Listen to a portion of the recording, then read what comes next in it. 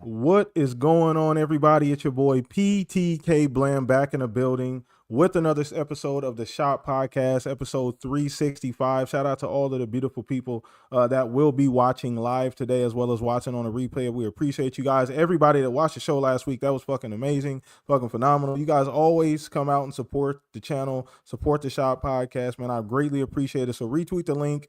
Let everybody know the Shop Podcast 365 is live today. But as you guys can see, we are down one amigo essentially. So shout out to Fuzz. He is out hanging out with wifey, doing some fun stuff. I believe some horror related stuff. So that's really cool. Yeah. You know, Fuzz is into the horror stuff and got the podcast and everything. But shout out to Fuzz. Let's leave his bedroom stuff out of it. Okay. Oh yeah, hold on, my bad. I might have been. He's better than much. me. Yeah, he's better than me. I can't do it, man. I can't do scary stuff. Hey, it's not for everybody. I feel you on that one still, for sure, my brother, for sure. But shout out to Fuzz, man. Hopefully he has a great weekend. But we got some we got Steel here. We got Pong here, obviously, man. So let me let my fellas go ahead and get their intros in. We're gonna start with the guest, man. Mr. Steel Rain. We actually got the full-fledged living split screen here today. So we got the full situation. Oh yeah. We doing it big today. But Steel, how you been, bro? I know I was on a little hiatus for a little while, but glad to have you back, brother. Hey man, well, I'm doing good. I'm glad to be on, and y'all did take a bit of a hiatus, having a little Sunday action.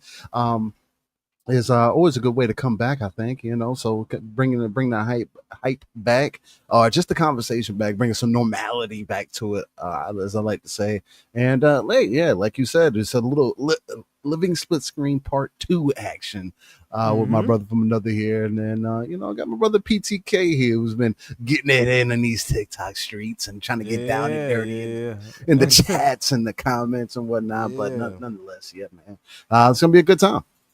No, I appreciate you, man. Still, I'm a big fan of living split screen. Obviously, my brother Pong part of that as well too. But always glad to have you on. Still, you like my brother, like I said before. You guys know where Still is at. Go follow him. All that information is down in the description. Links, everything down there. I make it real easy for you guys to go follow the guests. So just show some love for them coming out and showing some, giving a little bit of their time today, man. But let me pass this off to my boy, my brother, Mr. Pong. So another week, brother. Another week, 365, man. Got some good shit going on this week. Got some good topics. But how you been? What are you selling us on this week, bro? What do you got for me, man? I'm rubbing my hands together like Birdman, thinking about what you're going to sell me next. You're going to be disappointed because I got nothing to sell you this week. Yeah, I told you I'm in my boring stage. I sold you on Greedland. And I'm still playing Greedland, right? So that's still good there. That's good. Yeah, I know. I sold Steel, and he rejected it after 30 minutes, which is the first time he's ever rejected anything I've sold him on. So I'm a little disappointed. Still a little hurt. Got part of my heart torn out yesterday when he told me it was 30 minutes, and that was all it took. When I thought for sure that was a slam dunk. But no, I sold you on Greedland. But no, I'm playing my old shit. Again, nobody wants to hear this stuff, but hey, again, Redfall.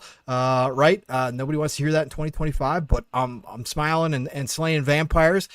So it's all good to me. Back for Blood again, killing zombies, just having a good time with me and my son. I hadn't mentioned that game in which one? I don't know how long. Back for Blood. Literally, my son. We were talking about Left 4 Dead today, and we randomly started talking about Back for Blood out of nowhere, and I hadn't literally thought about that game in probably over a year. Yeah.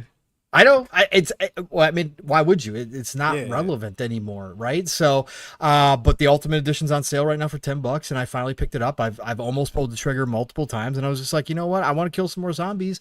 And the AI teammates are actually really good. As if you're not playing on the hardest difficulty, the AI teammates are actually really good. So it still is a fun ass game. I still enjoy it. It brings me smiles. And then all the Battlefield hype.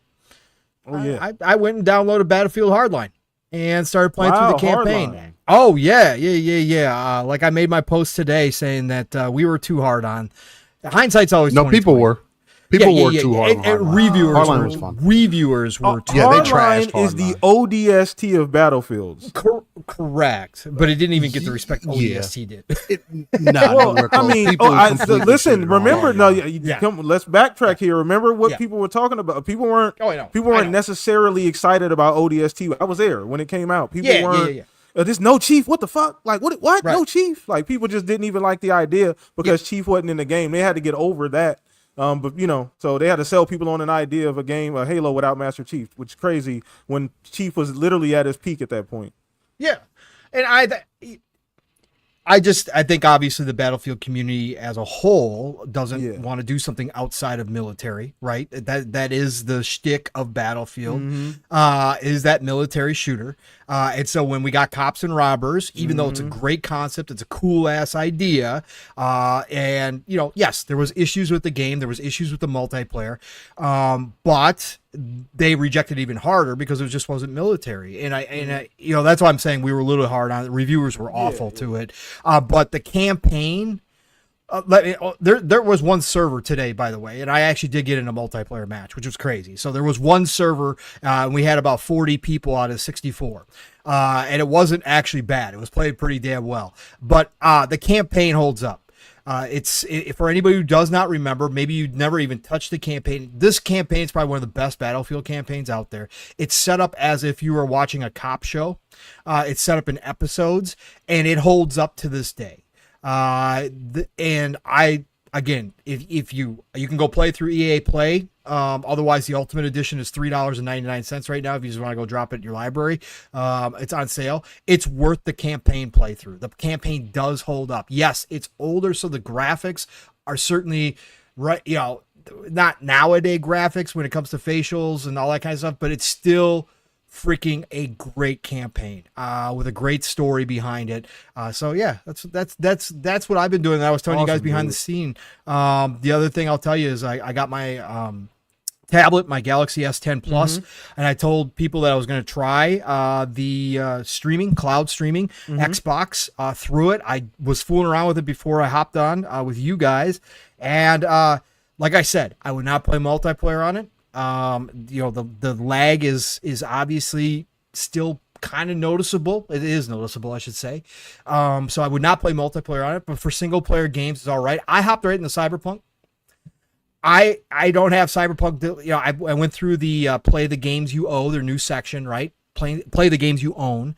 I went through their new section, fired up Cyberpunk, literally a minute and a half, and I had all my saves.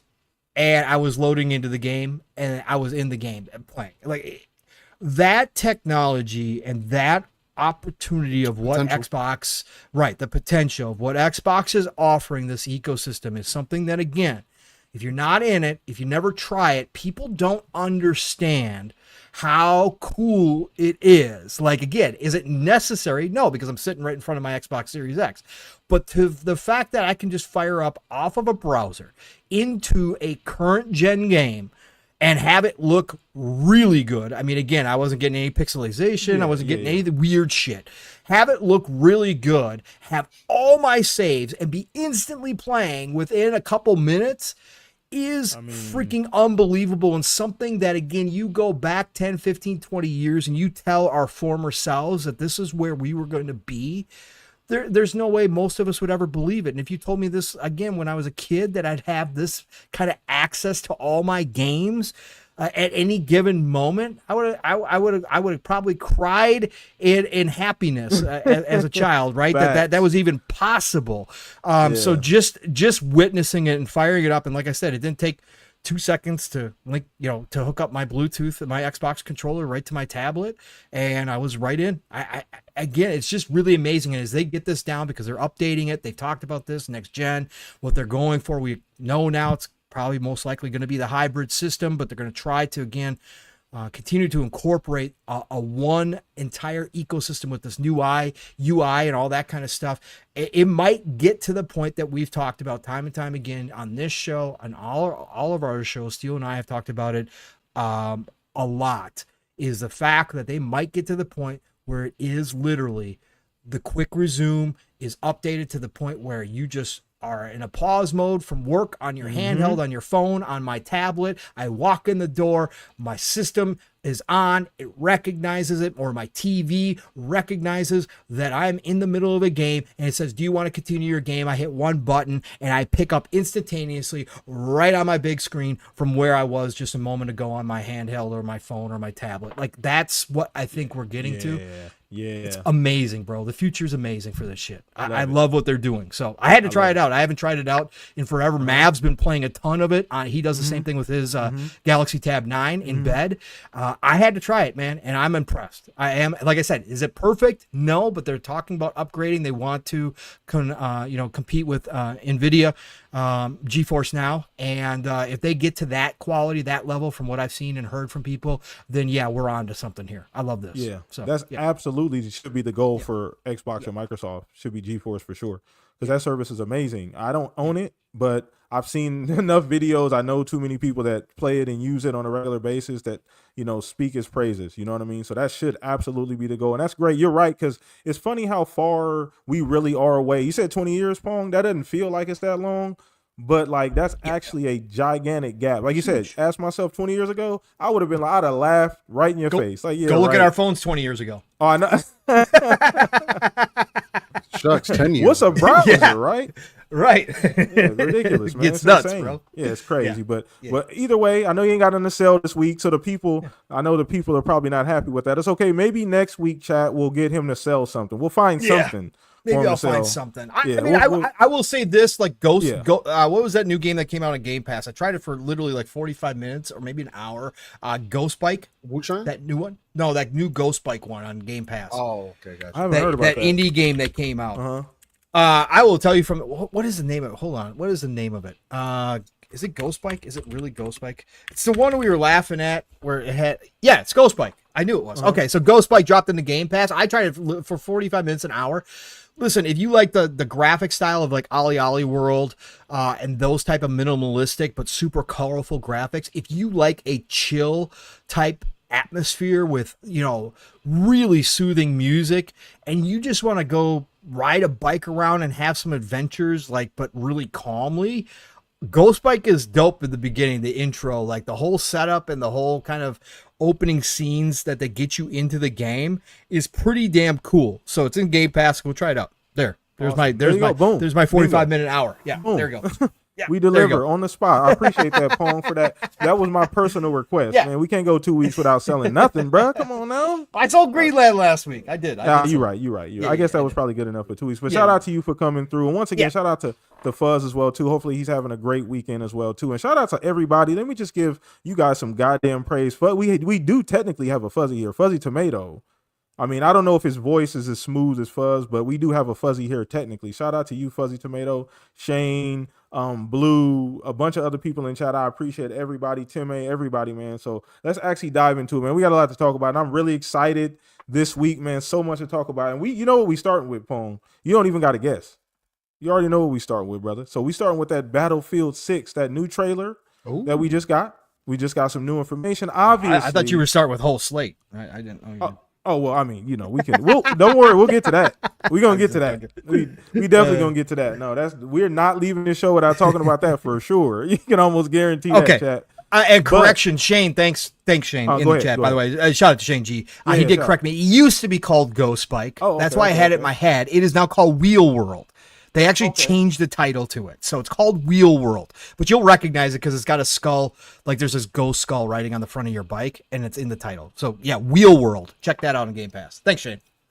Appreciate that, Shane. Thank you so much. But we talking a little bit of Battlefield this week. Shout out to everybody coming in. Crispy Bomb, my boy. Bold Alpha Wolf, appreciate you hanging out with us as well, too, man. Make yourself comfortable. Kick your feet up, man. Leave your pants on, because Steel already got his off. You don't need to do That's that. A fact. So yeah. Still, it's been a hot day today too. Yeah. Yo, we don't need the sticky details. I know, right? We don't need. Still can be descriptive sometimes, chat. So y'all got to be careful. Over the top descriptive. Yeah, a little bit. No, but let's get into this Battlefield stuff, because I want to talk to you guys about this, man. It's really exciting. We talked about it last week from a little bit from a little bit different perspective, and that was obviously pre-trailer, right? So it was a campaign trailer, so we got more storyline into the trailer, which looks very interesting. Now, personally, I'm not as interested in the campaign as I am in the multiplayer, so next week is going to be bigger for me than this previous trailer was once we see the multiplayer stuff and get that in full action and full gameplay. Although I've been watching, can't lie, Pong, I've been just digging up as much Battlefield 6 gameplay as I can find on YouTube, brother. There's a lot of it. Yeah, that's a good bit. That's been my last like 20 searches is different versions of Battlefield 6 gameplay, whatever I can find on YouTube for sure. It looks great, and I'm really excited about it. But I want to get you guys just quick, just thoughts on the trailer, what you guys saw from the campaign, anything super interesting. We'll start with our guest, Steel. I don't know how excited you are for Battlefield 6 Steel. Maybe you can start there, but then kind of transition into, what you saw from the trailer. Did it make you more excited? Were you already at that level? Well, I'm already excited for Battlefield. I'm always excited for Battlefield. I'm a Battlefield OG. Been playing this since 2 at least. Even 1942. I'm probably one of the rare ones that did end up playing Battlefield 2142. Not 2042, 2142. Mex. That was back in the day on PC, which was the first futuristic shooter. It was Titanfall before Titanfall. But nonetheless, I love everything about Battlefield. The moment to moment has always, it obliterates Call of Duty. Call of Duty taking its ground war mode and trying to make it more Battlefield-esque, I think was the wrong move. Because again, you go into that mode, it just doesn't hit the same. It is nothing like capturing the point in Battlefield, everybody fulfilling a class, and you getting in there with your boys. Whether you're somebody like Pong that's tank commander, or you got a good pilot that knows how to whip a helicopter around and do drop-offs and do like a conquest or rush. It's nothing like pushing objective with your favorite gun, your favorite class, and just taking over points and just making that difference, man. I still think out of all the shooters that exist, there still isn't anything that replicates what Battlefield brings you on a high octane level. Good point. Still to this day, it's battle royales do come close. But even that, which is surprising that Battlefield's Battle Royale didn't hit. But again, I don't think they were fully committed to it. So I'm extremely excited for Battlefield 6. The biggest thing is seeing that destructibility came back, because once they introduced that back in the day, it was like, I kind of need this from now on. Because again, you live in an era where, and especially over the years, more and more people tend to hide, right? It always was a problem back in the day. Snipers sitting in the back of the map, picking your team off. People don't know how to, people don't know how to dodge snipe. People still don't know how to play domination. So you got to give people every little help that they can get. So, being able to knock whole walls off, walls down, tear whole buildings, bring them to the ground, and just make everything level, or just give more access points overall. I think it's for Battlefield 6, especially because it's giving me a lot of those Battlefield 4 vibes. I know Pong had mentioned that people were saying it has like some reminiscence of Battlefield 3. I can see that for sure. But definitely 4 more so when it was like where it needed to be, because it's another one that had its trouble when it first launched. So I think that's the biggest thing for me for Battlefield. Because that's where they missed with even 2042 in a lot of ways, was that not having the servers together, not having the hit detection, not having the game feel the way that it needs to. Because again, at the end of the day, I think that's really the only thing that killed 2042. Again, it was more half-ass nature, if anything, that we've been kind of seeing with Battlefield over the last 3 games. So I'm excited for 6. I've been doing the same thing. I looked at that pre-alpha gameplay, and just going off of that pre-alpha, I'm like, it's already at least 10 times greater than what I was playing with 2042. So it's like, I would need that. I need that tomorrow. And I've already sworn off of Call of Duty this year. I'm not touching it. It's cool that it's coming in Game Pass. That's cute. But if Battlefield is coming in October, that might be the one along with Arc Raiders. So I'm excited, man. Can't wait to jump in.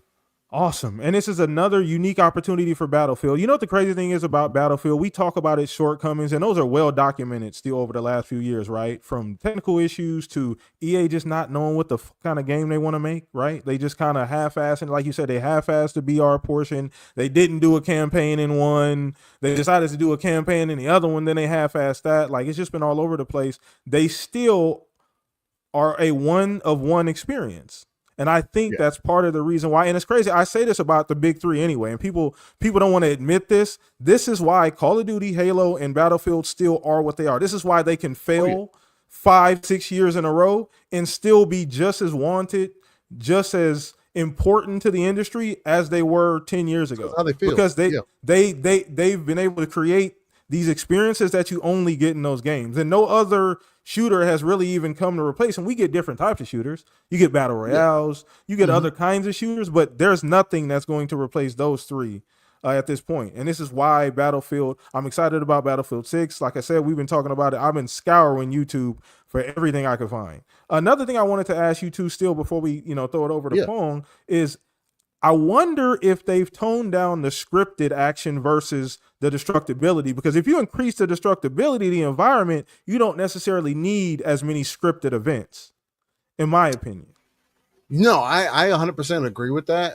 From what I can tell, there is that, but at the same time, there looks like they are still doing the scripted events as well, right? Yeah. Which again, and the biggest cutoff was them doing the previous gen, and Battlefield 6 is going to be current gen only. Yep. So it's like, we're God. starting to see that progression as well. And again, like as much as, and I think that's what's important about the upcoming generation, because we are getting to a point, hey, if there's a majority of gamers who are having a hard time moving forward, the same types of games that we like aren't moving them forward, it's going to take games like GTA, the sports games, to actually move things forward, and stop being scared just because we see this money on the table.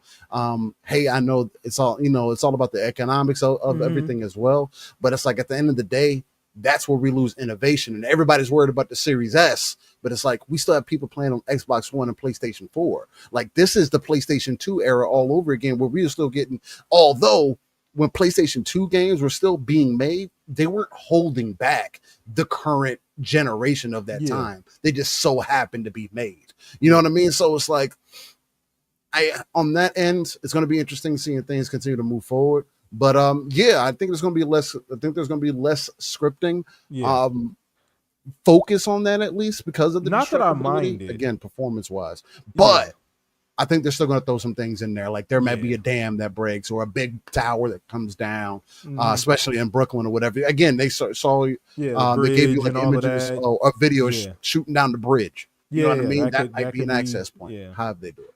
Yeah. So, okay. Well, no, that's a great point. In chat, once again, let me know what you guys think as well too about Battlefield 6. Are you guys pre-ordering it? You guys day one? How do you guys feel about the recent footage that we saw as far as the trailer? You guys excited about the campaign? Because that's interesting too. And how interested are you in the campaign in general? Like, is that something that interests you generally about for this new Battlefield? Battlefield has always been more of a multiplayer experience for me. Okay. I don't mind the campaign, but again, I'm not the person that's there for it. I could go without it. I would rather have a $40 Battlefield multiplayer than have it be $70, $80 because people want a campaign. We have military shooters that I think can do it better, unless they are going to replicate what they did with Bad Company 2, and they haven't been able to do that since.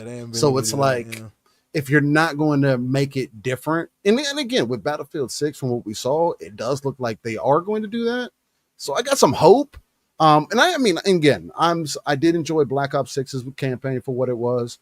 It did solidify to me that I just don't care about Call of Duty campaigns. But again, it's a moment to moment thing. I would prefer the Splinter Cells, the more tactical ones, and whatnot. So hey, just okay. I'll take it for what it is if it's going to be of quality. Yeah, it'll be a plus if it's good. I mean, either way, and good is subjective here, right? That's subjective to the individual. But at the end of the day, it will help having a decent, campaign as well too. That's something else, because there are people that generally really enjoy the Battlefield. I just think it's weird when people make it such a big deal about Battlefield though, because again, it's just like that's never what the game has been about. And again, I know it gets into a conversation where it's like, oh, now we're talking casuals versus non-casuals, but it's like that's just the reality of the situation though. It's like I'm not trying to create the rules, but it's like, I don't know. It's something for everybody though. So it's like you said, it's something for everybody. And like I said, I don't think it hurts if you have a good campaign, it doesn't hurt. I mean, they've had good campaigns before, so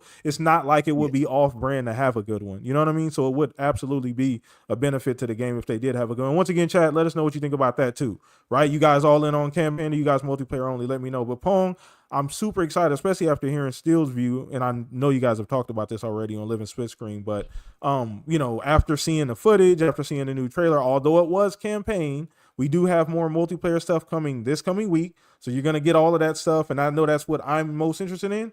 But as far as what we've seen so far, the campaign stuff, maybe even some of the stuff Steele touched on, maybe even the destruction versus the scripted stuff. I don't know where you're at on that.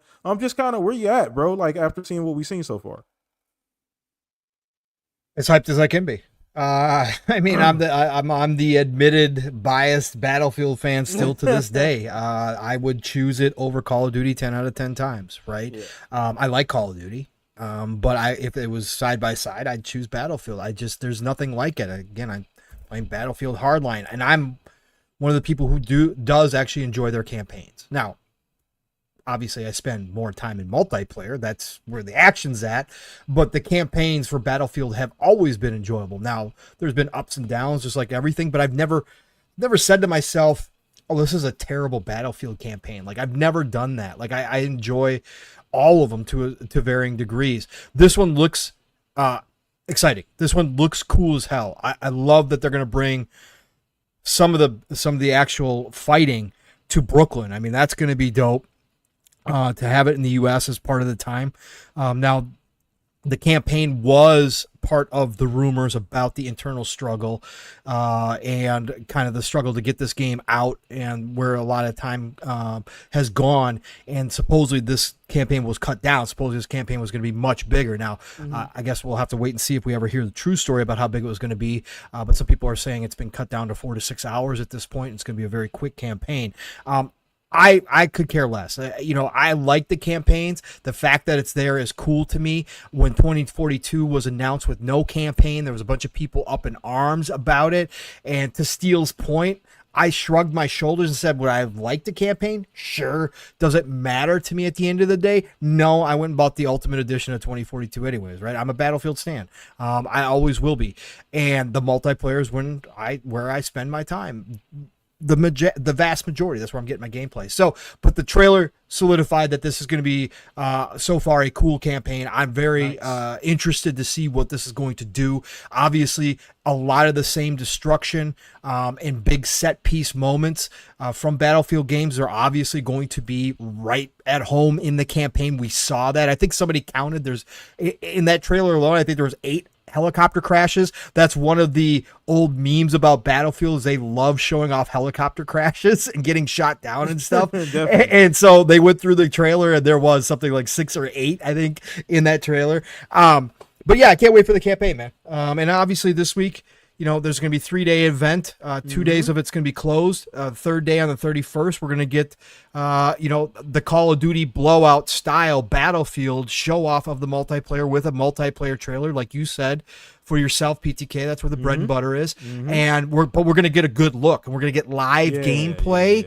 Like that's they do with Call of Duty, which is dope because that's what we really need to see. A lot of the footage out there, and there is a lot of it. A lot of the stuff you've been watching is pre-alpha build stuff. So that's quite old builds. You can see it. There's a lot of, I was talking about with Steel yesterday. There's a lot of reloading with no clips. No clips. Like they had no saw clips. A few screenshots. Yeah, people. Loading those air bullets, buddy. Yeah, that's all pre-alpha stuff, right? So obviously the build they're going to show us on the 31st is probably going to be the most up to date one, closest to final, that we're going to see. So I can't wait. And then obviously if it is a quick turnaround, rumor is August 4th for the beta. I'm beta boy all day on this. If I have to pre-order, I will pre-order. I don't care. I'm going to be beta. I love baiting the shit out of this game because I love Battlefield, bro. Yeah. But everything's there. Steel said it all. We've talked about this plenty of times.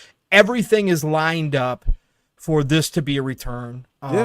We have to get it in our hands. They have to pull it off. They have to avoid a lot of the pitfalls that the past, 4 or 5 Battlefields has kind of fallen into early on because a lot of people, again, that trailer had 300,000 likes and 4 million like views. 3 million, yeah, or 4 three, million yeah, views something, in it. yeah, 4 million views in what, a few hours. So for as many people claim, like Steel Art, for as many people that have claimed that they have sworn off Battlefield forever, they will come back if Zampella, We know better I than said, that. I said Saturday, they don't even have to do 100%. If they get 75% of the old feeling Battlefield back into this game, they will come back in droves. People are ready to come back to Battlefield because, again, to this day, I will say this until I'm proven wrong in a different way. There is no other feeling in a shooter for me personally from what Battlefield delivers. There is no other shooter that has ever. SOCOM did its own thing. Soldier of Fortune, people brought up in our chat, that did its own thing. Like I can go down the list of shooters I have played. Ghost Recon, all this stuff. Those were all special in their own unique ways. But there is nothing as far as the adrenaline rush of a Battlefield, a good Battlefield game and a good Battlefield match. Nothing even comes close in Call of Duty or any other game so far, to me personally. And so I think that's the same dopamine hit that a lot of people are waiting to get again.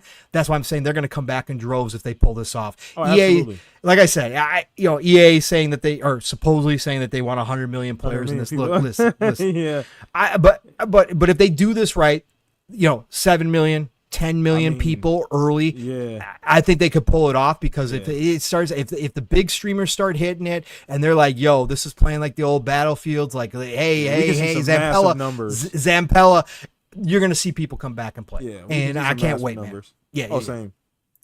100%. Can't wait. 100%. I agree with you 1,000% on that one, Pong. I do have some other more specific questions. I know me and Steele talked about some more specific things. I know this is not 100% campaign related, but we still talking about Battlefield. So some of the multiplayer stuff, like you talked about the destruction, I asked him earlier about the destruction versus the scripted stuff. Now, I don't know.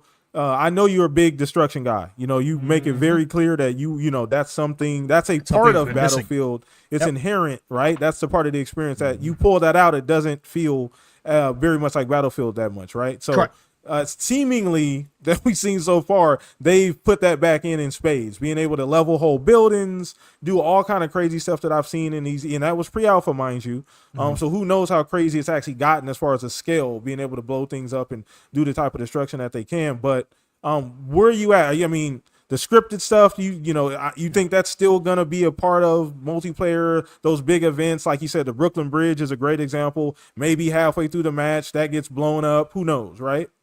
Yeah, I think there might be. I think they might still include some scripted. I think they might have some maps where there isn't anything scripted per se. Transitions like Rush, right? Yeah, there could be some of that to it. I don't mind. Like I said, the scripted stuff can be cool. It's just that when they take out the rest of the destruction, like they did in 2042, it just, you feel it, right? And waiting for those big moments kind of sucks. And it's like, okay, whatever. It's just like whatever.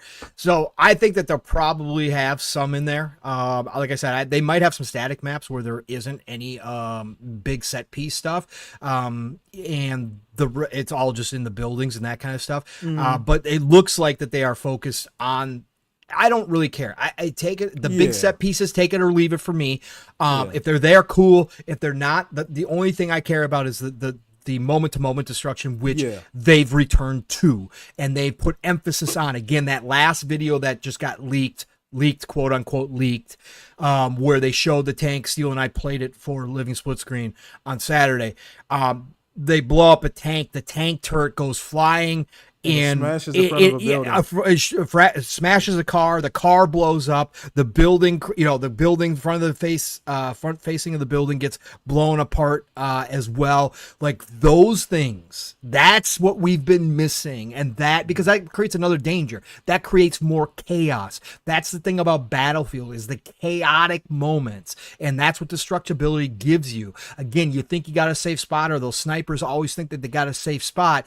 And the next thing you know, the building's crumbling down around them. And even in 5, which a lot of people hated, and I didn't like 5 for a variety of reasons. They screwed up the spawn points and all that kind of stuff, but it still got good. I mean, once they fixed it, it played really well. You can bring down rubble on top of people and you get kills, right? And so that bringing all of that back into play and bringing it closer to the bad companies, the Battlefield 3 and even the Battlefield 4, as far as destructibility goes, that's the key thing to me. If you got the set pieces, cool. If it makes sense, cool. But I don't need them either way. So yeah. Okay. I mean, just from me watching, and you already made mention, we've watched a fuck ton of gameplay. I've watched as much as I could find on YouTube, even repeat ones, just from different point of views. It might have been the same exact game, just somebody else's, view of the game. But like you said, the moment to moment stuff, watching it felt like I was watching an old Battlefield 3, Battlefield 4 video. It's a certain energy, and like you said, it's hard to really describe, right? It's a super unique to. It's like this perfect blend of that arcade plus the. Yeah. It's like I always make this comparison. Battlefield is like Forza Motorsports. Call of Duty is like Forza Horizon. Okay. Right. So one's more arcadey, one's obviously a little more open. They get Call of Duty with the skins and all these kind of crazy things.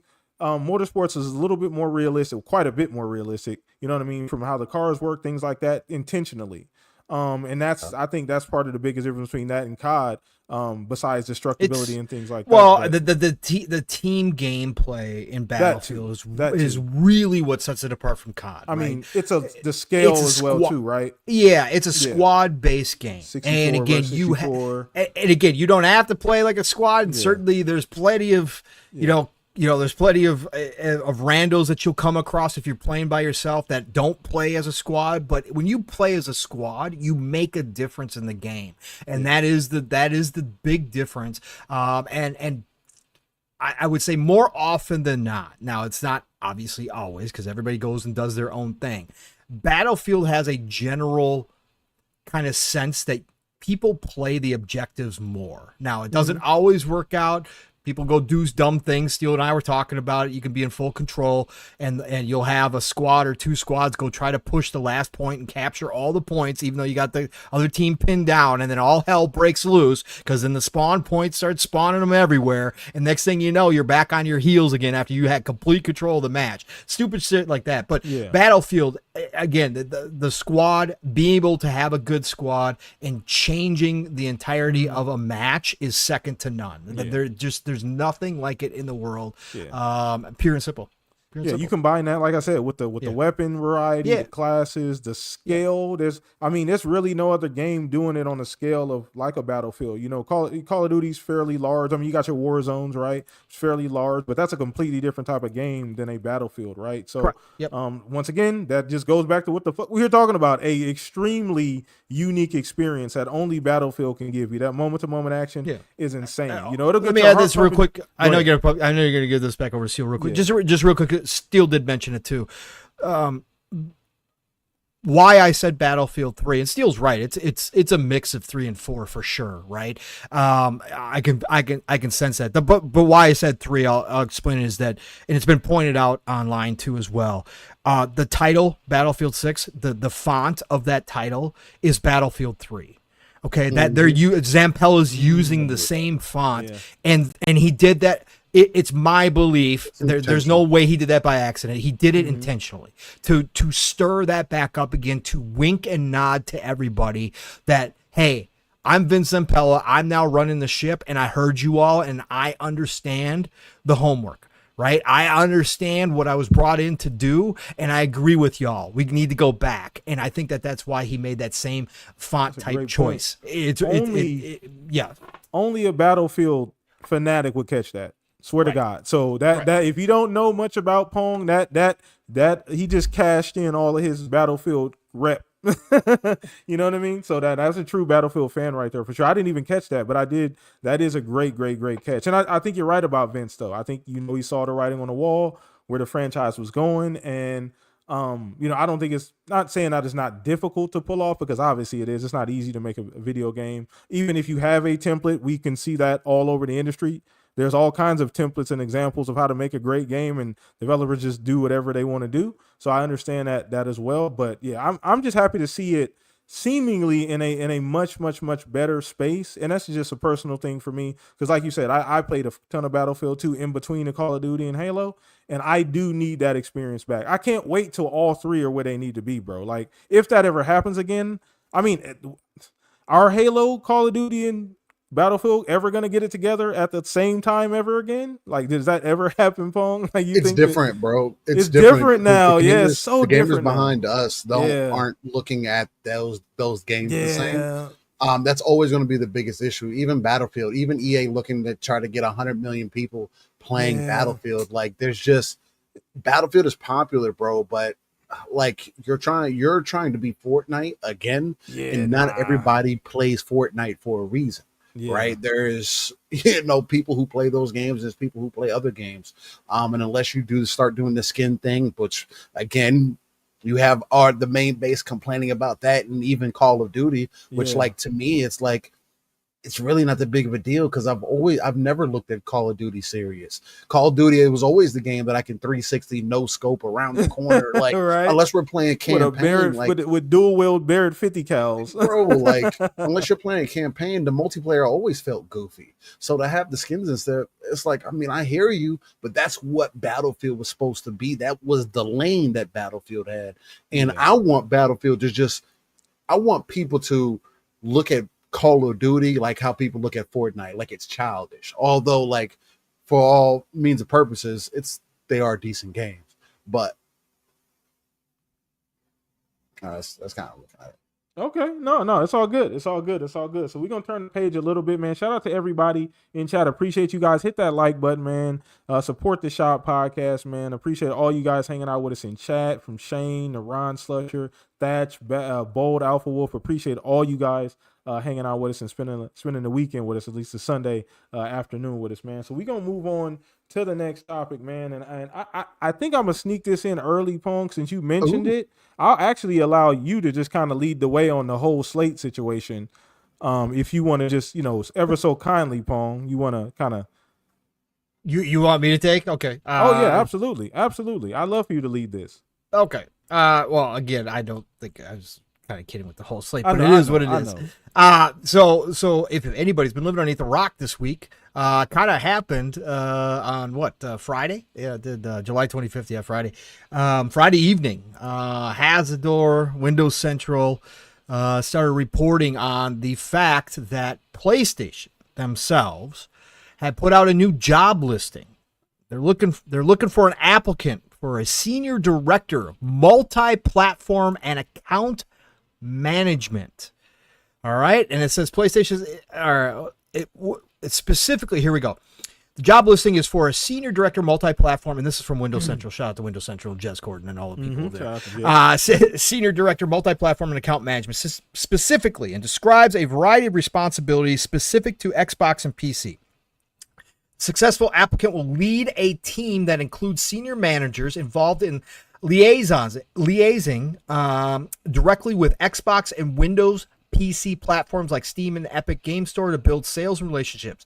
PlayStation says the applicant will oversee the out-of-year, mid-range commercial strategy for PlayStation Studio titles across all non-PlayStation platforms, driving long-term revenue growth and audience reach. Furthermore, the overview describes specifically moving PlayStation Studio software titles beyond PlayStation hardware, listing Steam, Epic Games, Nintendo Switch, mobile, and indeed Xbox consoles too. Quote, reporting to the Vice President, Commercial Management as Senior Director of Multi-Platform and Account Management, you will play a critical leadership role in shaping and executing the global commercial strategy for PlayStation Studio software titles across all digital platforms beyond PlayStation hardware, including Steam, Epic Game Store, Xbox, Nintendo, and mobile.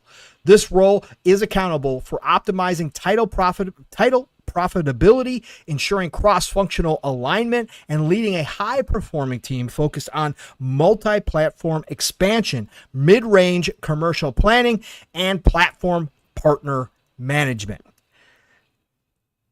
All right, I think that says it all. I don't think we need to go on. So obviously when this hit on Friday night, this blew up. for a variety of reasons. And like I said, I was joking about the whole slate comment because obviously that is one portion of the community, right? Instantaneously, whole slate was being posted everywhere. As obviously people like to, take jabs back at the Pony Nation, right? So after all these years, so that started up. But realistically, right, to me, this is the first time that we've seen it. And again, there's a lot of poo-pooing going on, a lot of goalposts moving already, which we understand. Some people are taking this at face value and saying, hey, this is an official announcement.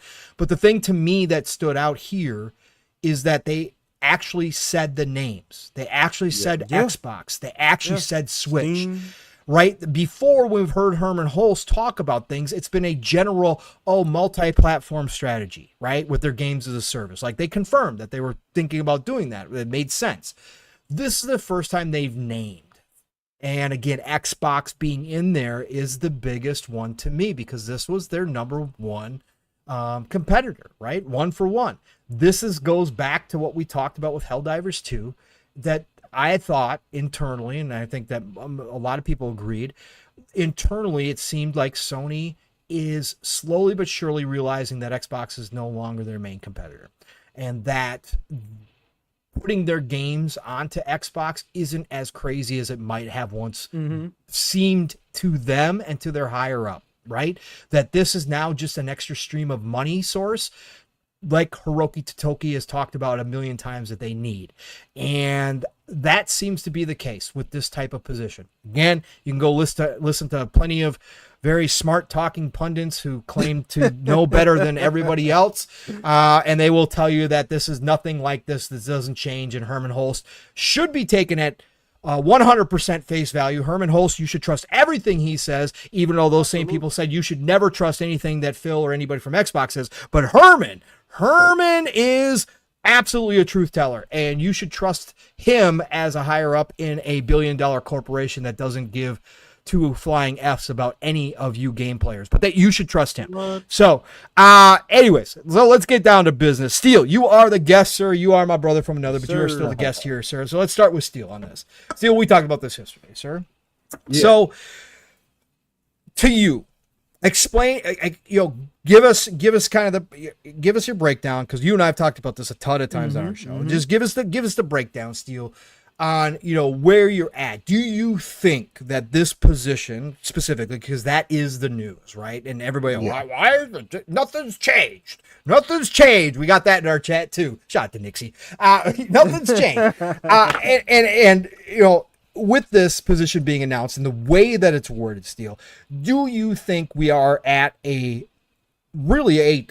turning point for PlayStation where we are going to see the whole slate? Or do you think that this is just a little bit more of the evolution that we've talked about slowly happening within PlayStation, that they are starting to realize that there are missing opportunities where they can grab money, not day one per se, unless you believe that, but just that there are pockets of money still to be found in other locations with some of their other titles, not just their games as a service? Or do you think this is just going to remain games as a service? Go ahead, Steel.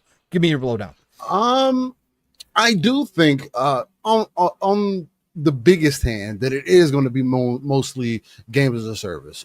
Just because that makes the most sense. Why continue to cut people out of the pie, especially in the modern times? If you're already having a hard time selling to your base, let alone trying to expand that out to a wider base, because for whatever reason, the game companies don't know what their core gamers even want. So while you continue to struggle finding that out, you might as well make these things live service. But then again, that also is my argument for all games being available to gamers as is, right? Again, I do think that there is going to be a form of exclusivity that is going to be more so lined in ecosystems more than anything else. And I think this is Sony finally acknowledging that and saying, hey, We even have to do things different because, again, like people always like to use when it's convenient for them. Microsoft is the $1 trillion company. They are the software company. I can understand why people get a little fishy when they see Microsoft making the moves that they do. It's completely understandable, but Xbox has been the most successful hardware or business play that they have made up to this point. And they made a pivot and have spent a lot of money in this division now to kind of speed that process up that they might have been wanting to work towards previously, at least by maybe even 5 years. Because again, you think all these things in business and take in consideration, they're planning out 10 years and ahead. So it's like when you see certain moves being made, like ABK, that wasn't something that they just could have planned for. They talked about that. That's something that came out of nowhere. So it's like, no matter how people feel about it, you can't say, oh, I regret them doing that, because it's a once in a lifetime opportunity. You're not going to know what's going to come out of it. And I think it has benefited Xbox in a lot of ways. Absolutely. But 100%. It's going to be extremely rocky because, again, we're continuing to move into waters that we can't base any other reality on, right? People always say, well, I know what's going to happen next generation because what happened previous generation. It's like right now, you can't say for sure, oh, well, I know the hardware is going to do this. Both players are doing the exact same thing. I will continue to ask the same question everywhere I go. What are the differences in the console hardware that we have right now?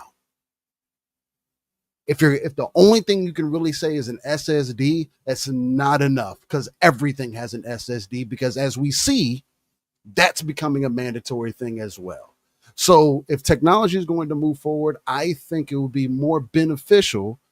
Y'all don't want Xbox to make hardware anymore? Make Sony work for the hardware continuously, because they have to.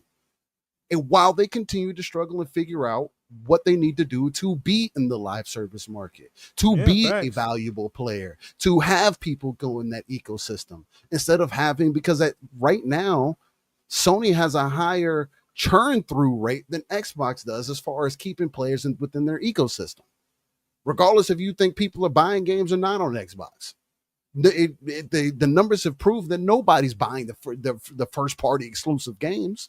And the people that are, they're buying it on the separate box. For Forza Horizon to go to PlayStation and sell 3 million copies at full price, bro. I'm talking about the new price. $70 at base and $100 at $1 million at least came in for $100 for early access for a game that was already out, for a console that they could have bought at a lesser price than it is today.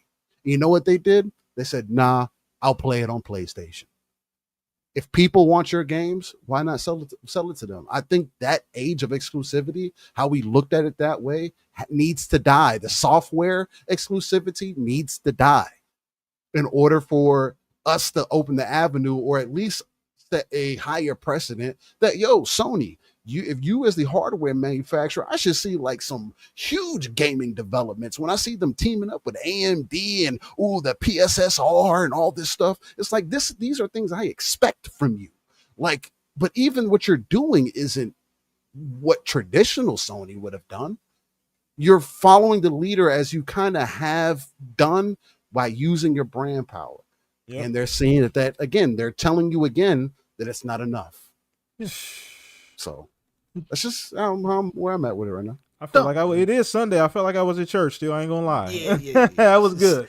Steele's got this down pat when we talk about this stuff. I'll tell you that. And he brings up another point, PTK, obviously too, that the console still is their main business. And to be fair, they have said multiple times that they're going to continue to focus on the console business. And that's where people run to for safety when they believe Herman Hulst. They're never going to, they're not going to give away their exclusives, especially their single player exclusives, because that's what drives the console side of the business. My argument, PTK, and I want to see where you line with this and where you line in general with this posting and what it means overall. But my argument to that is that the older titles, they've also, let's put it this way, they've also said, Herman has specifically said, the reason why they started putting some of their single player games onto PC was to entice people to buy a PlayStation for the sequels. Okay, that is a stated fact. Okay, and so my question then becomes, why would that not work the same way, or why would you not have that same mentality God, I can't speak tonight, mentality for Switch players and for Xbox players, right? If they've seen the numbers, and again, I can't believe that this is a huge number of PC players that have bought PlayStation 5s, but they must see something there of value. But why would you not do the same thing for other places as well, to entice people to get FOMO when the sequel comes out, right? When Ghost of Yotai comes out. So if that's my caveat to that argument, is that, well, why would that start? Maybe they started thinking that same way for the Xbox ecosystem, the Xbox players, and for the Switch players. So anyways, they have said that they're going to remain console focused. Obviously, that's why I say the whole slate thing is, I don't believe it. I don't believe day and date is suddenly going to happen on their first party titles outside of games as a service. But to you, PTK, with this, now we've seen a slow loosening of things within Sony. We've seen a failed games as a service initiative as Jim's last hurrah out the door that just never really hasn't come to, it hasn't come to bear outside of Helldivers 2, and we've seen now that Helldivers 2 is coming to Xbox as well. But you've seen this, and then Hiroki Totoki's comments from the time that he walked in. Again, I go back to the comment that when he visited all of his studios, he said, "You're all great creatives," and I'm paraphrasing here. "You're all great creatives, but you guys don't know shit about business." Okay, and he's a bottom of the line kind of guy. He's a numbers dude. Right? We all thought Jim was an overall numbers dude, right? Hiroki is an ultimate because he comes from Sony Corp. He comes from the East. He is the numbers guy. He's the CFO of Sony, now CEO, but he was the CFO of Sony Corp. So we're talking about shareholder love, right? That's what he has. He doesn't necessarily have video game love outside of the fact that PlayStation, supplies a lot of money to Sony, but he's a shareholder love. So PTK, watching the slow transition, seeing something like this after we just see Helldivers 2 be announced for Xbox, which a lot of people said wasn't going to happen either. And then you see this announcement of the new position, specifically naming brands outside of PlayStation, including Xbox and Nintendo. What do you think this means? Is it a day and date? Is it a whole slate? Are they walking away? Is it they're not going to say it out loud because they don't want to piss off their fan base like Xbox did? What do you think? Where are they at here, PTK, in the transition? I am with you on the whole slate thing. I don't think it'll be that right away, right? Just logically, I don't think that that's something Sony would just jump into. They're not like Microsoft or Xbox in that way. That's why they don't have a Game Pass, because they don't commit to anything. Not right away, at least. Xbox jumped in head first on Game Pass. Here's $10 billion, do the service. Sony doesn't do that. They bought Gaikai for $320 million and didn't do anything with it. They had the Game Pass before Game Pass was an idea, and they let it sit there. So this is just tradition for PlayStation at this particular point in time. But as far as the whole slate and like where the game's going to be going, I do think this is going to be a slow trickle, and it has been. We've seen them slowly, Pong, and it's clear as day over the last 3 or 4 years, they have slowly embraced PC more and more. If you ask somebody 5 years ago when that PS4 was brand new, could you see Sony putting these exclusives, God of War, Horizon, could you see them putting any of these games on PC? They would tell you hell no. Right. They wouldn't even think about it twice. Yeah, no. What? Get out of my. No way. Get out of here. They would laugh in your face. Why would they do that? Here we are. Right? So things change. And I keep telling people this, Pong. I understand, that Microsoft has its shortcomings and they shoot themselves in the foot. They have their ups and downs. But every company they're all dealing in the same space. Just because Microsoft has their own issues, so does Sony, so does PlayStation, and this is one of them. They have to deal with a changing market just like Xbox and Nintendo does as well. They're not immune to that, and people seem to forget that when they go back and, like you said, they always revert back to console sales and how important those are and how strong Sony's brand is. That's great. That's been a buoy for Sony. Without that brand strength, I don't know where PlayStation would be at right now, because they have not been making regular PlayStation like moves lately. Right. The games as a service initiative crashed and burned. Can we mark it as a failure officially? Are we ready to say that? I mean, as of right now, yeah. We'll see as of right now, it's yielded overall, nothing. yeah. I mean, they got one big one out of it, Helldivers 2, but yeah, we gotta see. We gotta see if Fair Games even drops. So we gotta see. We'll see. Yeah, I mean, Amy's not there anymore. I'm not Amy, but Jade's not there anymore. Right. Correct. So I mean, she won't. She'll be looking. She'll be playing that game with us. Right. But even the W with Helldivers, like Arrowhead's next game is not tied to Sony. No, they're independent as of right now. As of right now. I mean, I guess that could change, but it's also big for them to come out and say, "Hey, this is what our intention is." Sure, it can change, but like at the end of the day, I think that does say something about what may be going on over there. It's not like they're going to tell us, but it's like, damn, like what could be happening for that to be the success that it has been for them? Was what happened early on such an impact on y'all's relationship that maybe now it's like, we don't really value Sony the same way that we value being able to deliver our games in more places. Sure, Sony still will give us, maybe some money here and there. Maybe they'll help us with development, whatever the case may be. And maybe they don't, but we don't need them now. And we're seeing that with a lot of the publishers and the devs, though. Square Enix is the same, right? Regardless of how people feel about Final Fantasy 16 selling on Xbox, that's an additional 40 to 70,000, however many copies that weren't there before.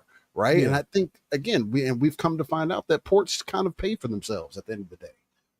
So, yeah, no, it's a good point. But just to kind of continue there, like it's this ever changing climate, this gaming climate that all of these companies have to deal with. And, I think a lot of people thought Sony was immune to that. Let's just be honest. People thought PlayStation was immune to these changes. They didn't really feel like, and PlayStation did too. It's obviously clear as day. You don't go from, we're only making third person, first party, specific genre type games, to all of a sudden saying everybody go make a live service game. Right. Like, how does that happen? How do you, you know what I mean? Like that's a huge, okay, everybody put whatever you're doing down. You're not getting Days Gone 2. Sorry, put that shit away. We're not doing that. Go make that live service game. Same thing with 80% of their other first party studios. You don't make that shift.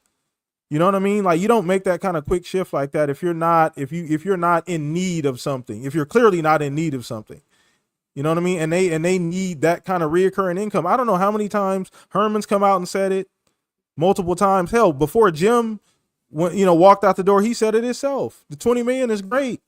We love those, we love those first party sales, but that is not enough for where the market is going. And we see it. You look at Helldivers 2. I don't know what the numbers are yet. I don't think we've gotten any official sales numbers on Xbox, but I'm sure it'll be a pretty decent number. Yeah, I'm sure. It's not out yet, so yeah. Yeah, I mean, I'm sure. I'm sure when it comes out, we'll get it. But I'm sure it'll be because I think it's a perfect Xbox-like game. It actually almost fits Xbox ecosystem better than PlayStation's did. You know what I mean? I think it caught a lot of PlayStation fans off guard. A lot of people looked at that game like, oh, I'll try it. And then they just fell in love with it. But that's an Xbox game in a PlayStation skin, basically. That's exactly the type of game that thrives on Xbox, in my opinion. So you're seeing it across both companies. So I do think that it'll be something that slowly happens, Pong. I don't think they'll jump in right away. They're going to see where things go. They see it working for Xbox. And let's just admit this. Xbox isn't always right. They're usually the first one to do things like this. Every generation, there's something that they do, and they're usually quite early. And it looks all ugly and it's messy. But then later on, we're like, oh, you know what? We're here anyway. Right. Like we ended up in this spot anyway. Yeah. Right. Yeah. Same, Xbox Live, or the hard drive, not hard drive, but hard drive, and having a built-in, all of that built into the original Xbox, and then having actual Xbox Live on 360. Then you talk about the Xbox One. That had some redeeming qualities with the tech and certain things. But then we got Game Pass out of that. I believe that was during the Xbox One generation, right? The Game Pass was birthed. Mm-hmm. So like every generation there's something, and people didn't really believe in that. People didn't really believe in Game Pass at first. What? We already got GameFly. or whatever. Like, we already got those kind of, that's not going to work. Blockbuster, ain't nobody doing that. And And I tell you 35, what, 40 million people later, any of those products, I've never interacted with them like I do with Game Pass. I've never used GameFly. No. Like I've never. So it's like, there's a market out there still for a lot of those different things, and it's to be figured out. Again, it's just right now, it's an option for gamers to be able to take advantage of. You can still buy your games for what they're worth, but again, there's bigger conversations to be had for sure. So but that's kind of where I'm at with it, Pone.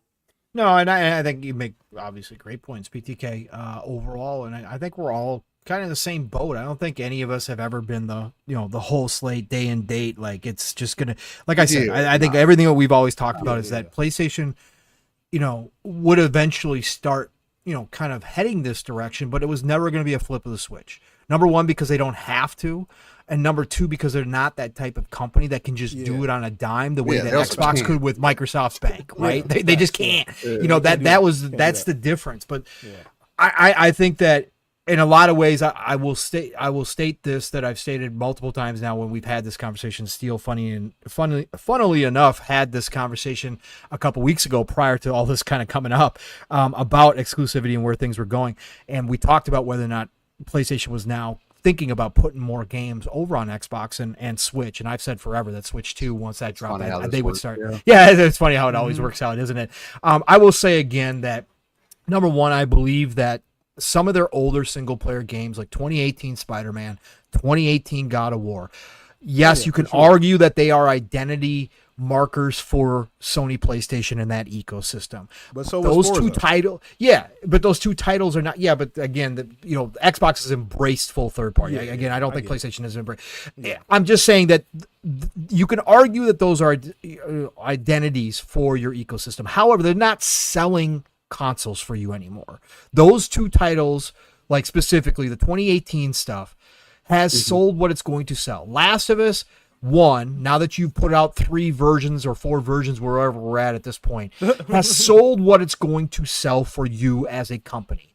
So what are you doing with that, mothballing it sitting there? You're going to have sequels come. And again, this goes back to the idea that Herman's put forth, that they get people interested in their IPs in the hopes that they will go purchase a console to enjoy the subsequent follow-up games first with FOMO, right? So now that those are that old, what would it hurt to put Spider-Man or God of War 2018 onto Xbox or onto Switch 2? I don't think it would. And I think it would. I think they could sell. And I think that they could sell enough. It would be a cheap port.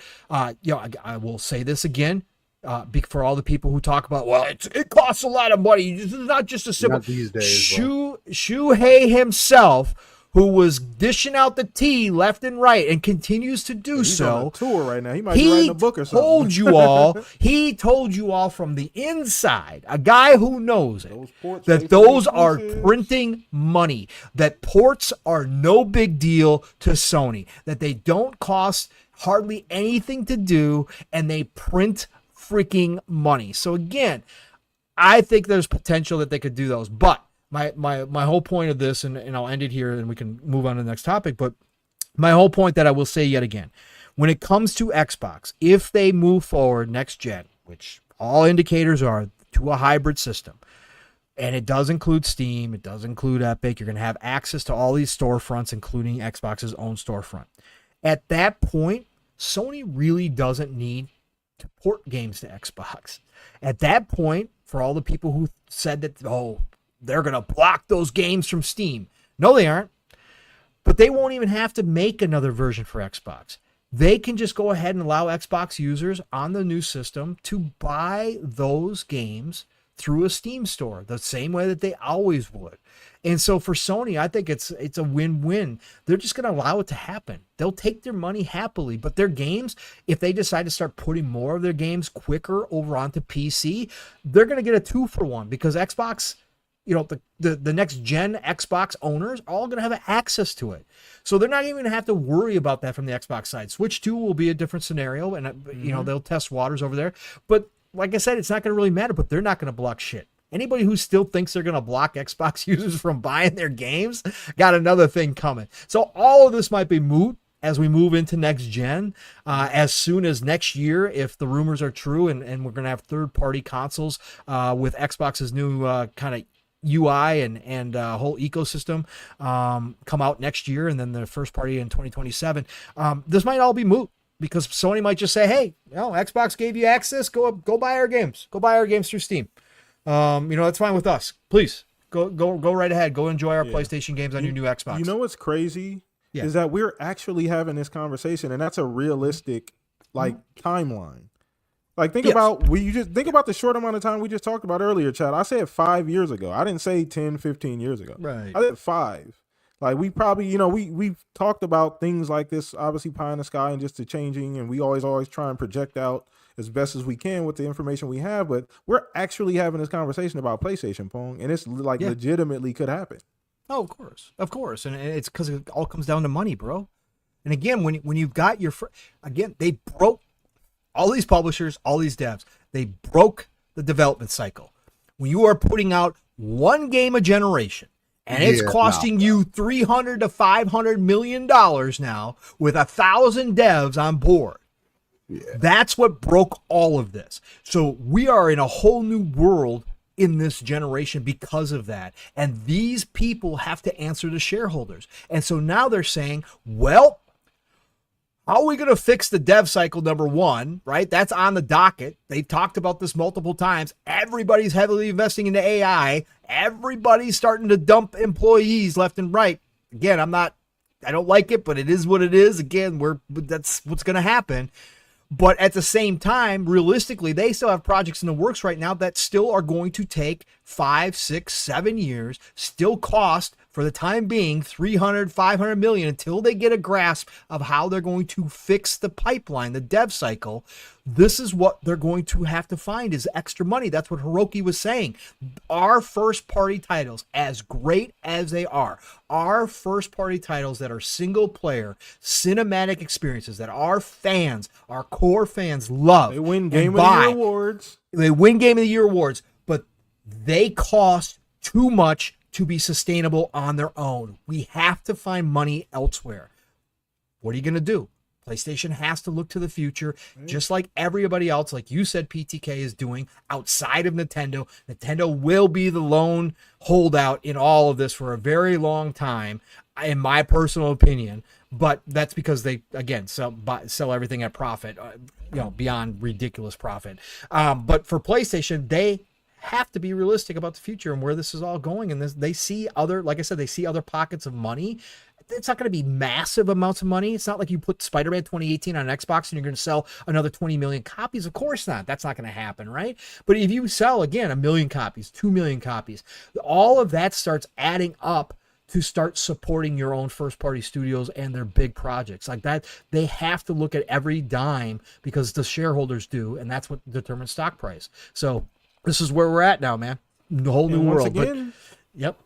These companies are all subject to the same thing. Like you said, Nintendo is kind of in a special position. They've kind of put themselves in and I don't usually compare them business at all to Microsoft or PlayStation anyway. You can't. Or Sony Core anyway. You can't. Like there's no data. They're Disney. They don't function the same way that the other two function at all. So, but outside of that, you're right. And people got to be realistic about that. And this is not, you know what I mean? This is just where we're at. All companies, they have to figure out, they have to forecast as best as they can.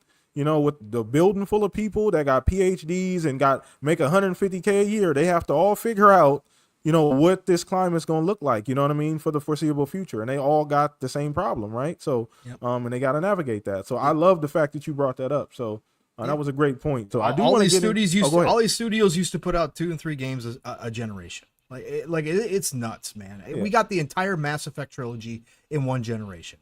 We got the entire BioShock trilogy in one generation. So think about this for a second. Yeah. Oh, my bad. I didn't mean to cut you off. No. I'm just saying that it's such a dramatic thing to point out, but it's so true how different everything is now and why these drastic changes are happening in the industry. One of the big reasons is that because these studios used to pump out these games that cost 20 million, maybe back in the day, somewhere around 20 million for the big AAA stuff, 20 to 50 million max, right? And they could put out 3 games in a generation and sell 5 million. 6 million copies at $60 a pop.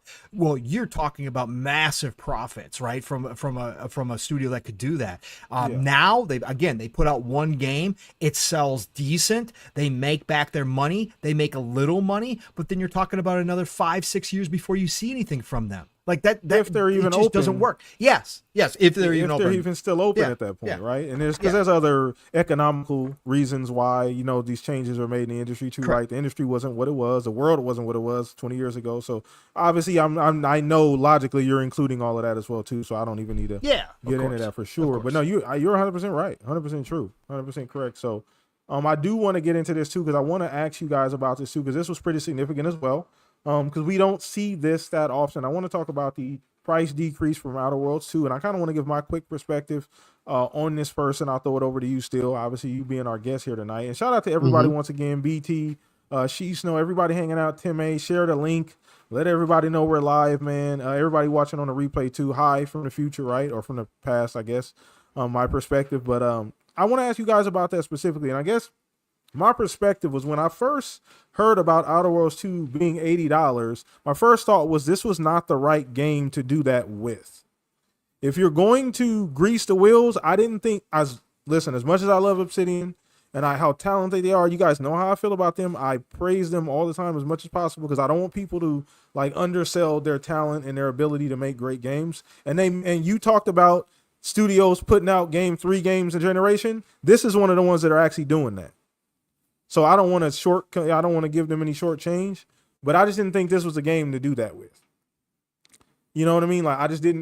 That was my first immediate thought. I thought, okay, that's a little strange. Like why this game? You know what I mean? Why this one? I feel like you could have picked a different game, possibly. Not that it would have been any better. Not that it would have been any better for the people. Still would have probably been, not happy about the price raise in general. But I think it might have gone over a little bit more palatable for people. Like had it been like Gears or something, they might have been just a little bit more accepting of the higher price because of what it was outside of like it being Outer Worlds 2. So I just want to get you guys' opinion on that. But I just thought it wasn't. I was like, that was a strange choice right away. But I'll start with you on this one, Steel. Obviously, they got the $10 decrease. It went from being $79.99 down to $69.99, right? Yep. So it's people. I saw some people scoffing. But $10 is $10, people. We don't get a whole lot of decreases too often. So, from that standpoint, I like the fact that they did that, and I think it does help the game. But where you at on that, Steel? I don't know. For me, it's just playing it off like you were like you're doing a favor to the consumer. I think is more so the thing that's like weird to me. I mean, again, cool that you did it, but at the end of the day, to your point, PTK, this wasn't the game to do it with. Yeah, especially for it to be the second iteration of the game. Like you can raise the prices on all the games that you want. At the end of the day, I mean, I think even $70 with games being what they are is still too expensive. So I think more of a W would have been, hey, we made a huge mistake. Instead, it's going to be $59.99. Now, again, I live in a dream world. I would like for these companies to do something that I think is extremely beneficial to the consumer, or at least understand their IP a little bit better to get people interested. Right, because again, we do live in a world as well where people live on two different sides of the fences. Whereas some people want to feel as though they are still buying their games, and even if games were $60, people still wouldn't be buying games. So it's like, could you say that? Well, they made it that price, or Xbox and Microsoft, they're continue to fluctuate the prices because you got Game Pass, and you got the option. Yeah, you could say that, and I can hear an argument about that. But at the end of the day, it just comes across more like a slap in the face. Like you're still you're flying by the seat of your pants. Like you're not still getting down with what's your consumers looking for, or how to continue to approach this market, especially with certain IPs, especially for a team that's been killing it for you, and seems to be like the blueprint for what you want every one of your studios to be modeled after, for their work ethic or how they whatever they got going on. We need every studio in the industry to study them if we want good quality product moving forward, man. So to me, I mean, I don't have any anything else big on it. I didn't play Outer Worlds 1. The likelihood that I'll play 2 is still low regardless. I did like what I saw from it. It is more interesting to me than it was from the first one. So again, me having Game Pass, I kind of look at the prices of games and I just scoff at them, because at the end of the day, I have Game Pass. Like that's the value to me. Like me getting Wu Chang as an example as part of my Game Pass. It's like, sure, am I paying monthly for a subscription service that I'm using on a basically day by day basis? Yeah, but it's not like it devalues it. I could buy it. I got into the deluxe edition for it. Threw this little ducat or so there, just so they can show some support to the team. And other than that, like, maybe that's the focus is just different for me as more of the I guess what you would consider a hardcore gamer. But yeah, for the casuals, it's like hopefully they still buy it, man. Hopefully it's a good shot for them. Got it. I don't think it makes a difference. Got it. Okay. Nothing wrong with that. Like I said, everybody got different opinions. So I do agree with you. There are some points there. The points you made about flying by the seat of your pants, right? Like I said, I do like the fact that they did something. Now, obviously, whether you think something is enough, that's subjective to you. Yeah. You know what I mean? At the end of the day. So, but I do like the fact that they did something in regards to the price. I just never, to begin with, thought it was a good idea, obviously. So there's really no way to like fix that. You know what I mean? Yeah. I didn't think it was a good idea to begin with. So, and this is not talking about that I didn't think Outer Worlds 2 was a like good enough game. You know what I mean? Right. For this, that's not the case. I just think for like you said, it is a sequel. As great as I think Obsidian is, as great as us on this panel think they are, and we all understand the quality, talent, efficiency. Like you said, they really should be the model. I've said it before. I'll keep saying it, that they're one of the 3 best studios at Xbox, and I think that's without a doubt at this point. So, but yeah, I just didn't really like that decision. I thought it was strange. I don't know whose idea it was, but I think if it would have been way more palatable with something. Like I said, I hate to use Gears as an example, but I just don't think people would have made as big of a deal. You know what I mean? Because it was Gears and because it, you know what I mean? It's like, oh, when this is a prequel, like, oh, this is something we've been waiting on. This is different. Like, people probably would have now that you can say that's sneaky or whatever the case may be, but from a marketing standpoint, you may have not as gotten as bad PR. But where you at on this, Pong? Just the $10 decrease, you would still on that, or you just? Yeah, no, I mean, I said it was a great decision. I think that if I had to guess, they saw the presale numbers and they were terrible. Yep. I was thinking the same thing. Yeah. And the biggest thing is that they were honestly going to try the $80 on PC. You had. I don't understand upper management of these companies. This is a well-known, like, okay, you could try to push what you want all day long. It is well established on Steam on PC, which is going to have a fan base for games like Outer Worlds 2, for sure. There's a lot of people who love Bethesda, who love Arcane, who love Obsidian, who play on PC, okay? They've sold a lot of games on PC. It's well established. You can't do that over there. Like, that's just not going to fly. Yeah, they're just not going to buy the game. They're just not. They're going to sit on it. They'll just wait forever. They'll just wait forever. They don't care, because everybody on Steam has 1,000 to 2,000 game library because they just buy everything on sale, and they can play it forever. They got games forever, and they're just not going to sit and put up with, oh, you're going to throw $80 games on now? Nah, that ain't going to happen around here. So I just think that they looked at pre-sale numbers and said, we got to do something. This game already, again, Outer Worlds 1, which I love. I went back and started playing it again, towards the beginning of the year, and I'm going to, finish it out. Hopefully I'll finish it out before the second one comes out here.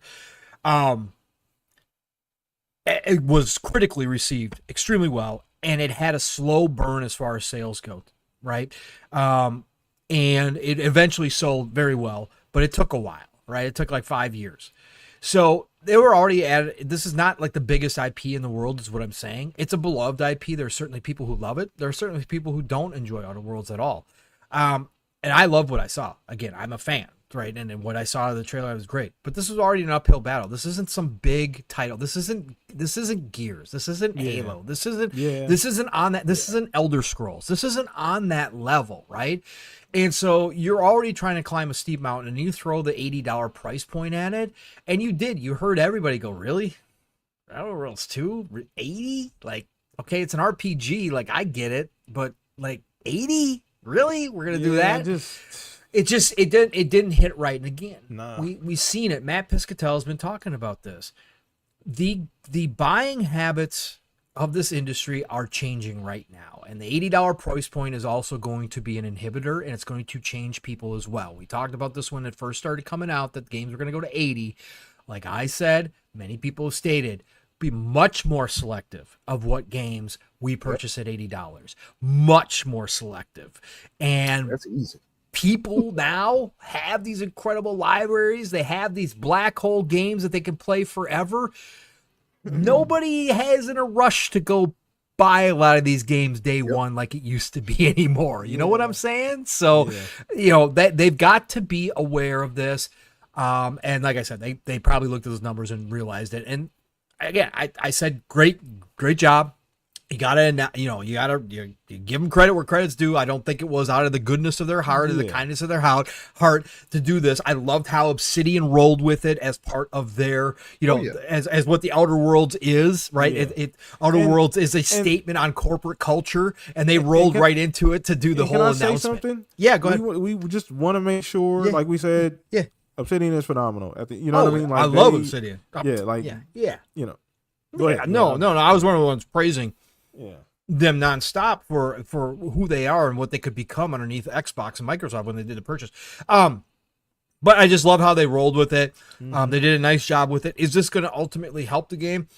I don't know. We're going to have to wait and see. I think that word of mouth is going to go a long ways with Outer Worlds 2. Same. I watching the deep dive and finding out that they're leaning more heavy into the RPG aspects and allowing you to play the way that you want to play by customizing those RPG and kind of creating your class. They did that in 1, but the fact that they're leaning heavier into the RPG side of things, I think is going to help them. And as soon as people find out when it comes out, if it plays well, if those RPG mechanics are definitely highlighted while you're playing and it feels like an older style Obsidian RPG, I think word of mouth will spread, and then you'll see more people buying it. I think this one will have another slow burn like the first one did, but ultimately it'll wind up being successful. I agree too. I think, and once again, the scale too. This is a much bigger game than Outer Worlds 1. As far as that might be the first thing that they emphasize in a deep dive. I watched it as well a couple times, Pong.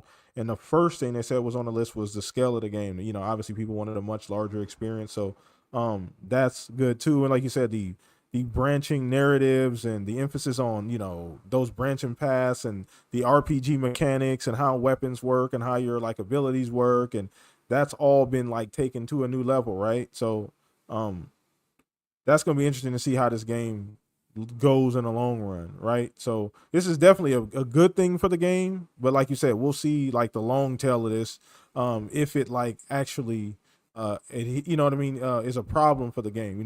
People still going to be apprehensive even with the $10 price decrease.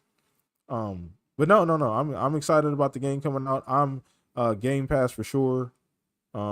Obviously, that's probably where I'm going to be playing the game for sure. I do want to play it. But yeah, so I think we wrapped up the topics, man, already, like the main ones, Pong. So we can freestyle chat. We can take some questions as well too. If you guys got any questions right now, go ahead and drop them in the chat. We appreciate all you guys hanging out with us, man. It's been a great show so far. Shout out to everybody. Razor, I saw you drop in. Paulie, Nate, Dog, what's up, brother? Shout out to all you guys hanging out with us. But if you guys got any questions, you can throw them in chat right now. We'll go ahead and get them things answered for you guys. But anything that we might have missed, Pong, this week, anything else that you want to jump to, even you, Steel, that you guys might have wanted to talk about? Nah, I didn't have nothing really else on the radar. Only other thing that I've been into is Wu Chang. I do have something. My son asked me a question. I'm actually gonna ask you guys a question. Oh, He what you asked got? me, but this is you, Pong, you chat too. As you guys, figure out what your question is gonna be, drop them in the chat. What game from 360 that you can't play anymore would you want to be able to play on your Xbox now? They're like a Series X. Oh, So that I can't that play you can't play anymore. on Series X. That's not available on Series X. That On the was on 360. I mean, that list is long, and wow. Just one? Just one game. Yeah, one game. You got to think about it because he asked me a couple times and I had to stop. Like, man, I really have to think about this, son. There's a few, but I mean, I think I have one off the top, but I don't know if it's playable on the Series X or not. Hold on. ooh, Ghost Picture had a good one. He said Chronicles of Riddick Escape from Butcher Bay Oh well, bundle with Dark it's Athena. yeah, the game I was thinking about is backwards compatible, so Oh, it is. Oh, so it's still available. yeah, so you'd be able to play it. Because I was going to throw out Asura's Wrath. That's always going to be my go-to. Yeah. Okay. Other than that, I mean, I think it would be the first Transformers game. Was that not Fall? I think it's War War for for Cybertron? Cybertron. I don't remember. I gotta look it up. I gotta look that up. I think it's War. I think it's War for Cybertron. Hold on, whichever one of those ended up coming out first. Dude, there was some really good Transformer games on 360. Cybertron. All right. You got yours, Paul? What you got? Okay, yeah, I got it. Yeah, I'll just go again. I would have to look if you wanted to know exactly what my most one would be, but I'll just throw these out because these are easy. The Lord of the Rings games on 360. So you got Lord of the Rings, Battle for Middle Earth, 2, which is an RTS. You can't play it on Xbox 360. You got Lord of the Rings Conquest, which was freaking phenomenal as a multiplayer game, freaking dope. And then Lord of the Rings War of the North. War of the North, I wish there was I know the licensing is all messed up. and I know now with Embracer and all that kind of stuff, it's going to be, I wish somebody would find a way to bring back War of the North. War of the North was another one of those games. The 360 is so much like the PS2 generation, it's ridiculous. Yeah. PS2 generation had the problem that there were so many games for it that games were lost in translation, or if reviewers got a bug up their butt and they decided that the game just wasn't good, they put out the word the game wasn't good. There were so many games, kind of like where we're at now, that people would just go, oh, okay, well, I'm just not going to spend any time with that game, right? I'm just not going to buy it. I'm not going to play it. It's going to disappear. War of the North got a bad rap from the reviewers. Me and the kiddo had the absolute time of our lives with Lord of the Rings, War of the North, and Conquest, and Battle for Middle Earth. All three of those unplayable on Xbox 360. I wish they would all come back. I would. That's what I would go with right now. Wow. Okay. Yeah. So I solidified it. It's definitely War and Fall for Cybertron. They both released on 360.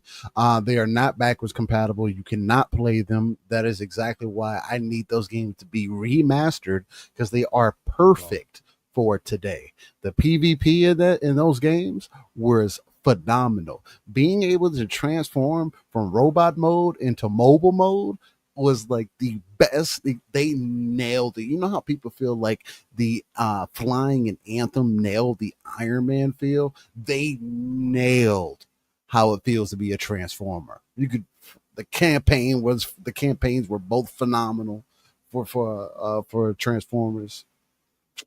I remember those. That'd be the one. You know what else I really liked on 360 that I don't think the Mercenary games.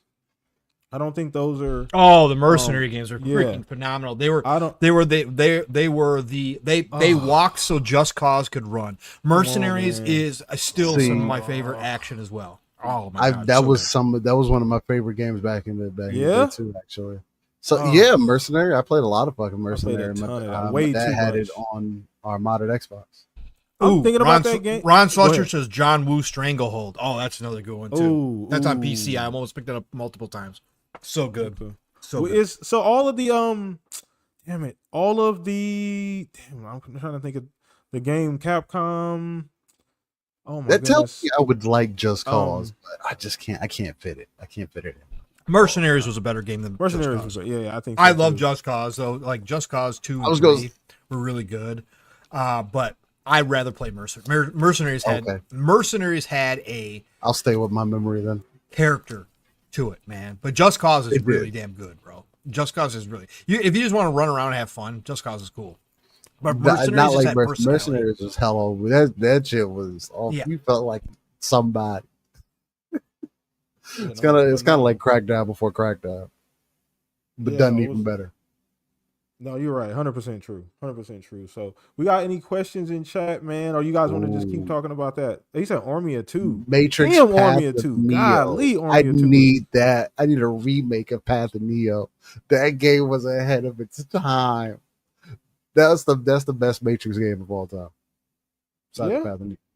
Oh yeah, Path of Neo. If you've never played Path of Neo, you got it. I think that game holds up today. I mean, I wish I had a frame boost or whatever, but yo, the Matrix Path of Neo on the OG Xbox, that game was different. I think it was on everything too. Yeah? Action, it's an action beat 'em up. Yeah, it did walk through the events of the movies. Go into good detail. Yeah, shit was fire. Awesome. It's Awesome. a good call Awesome. out, chat.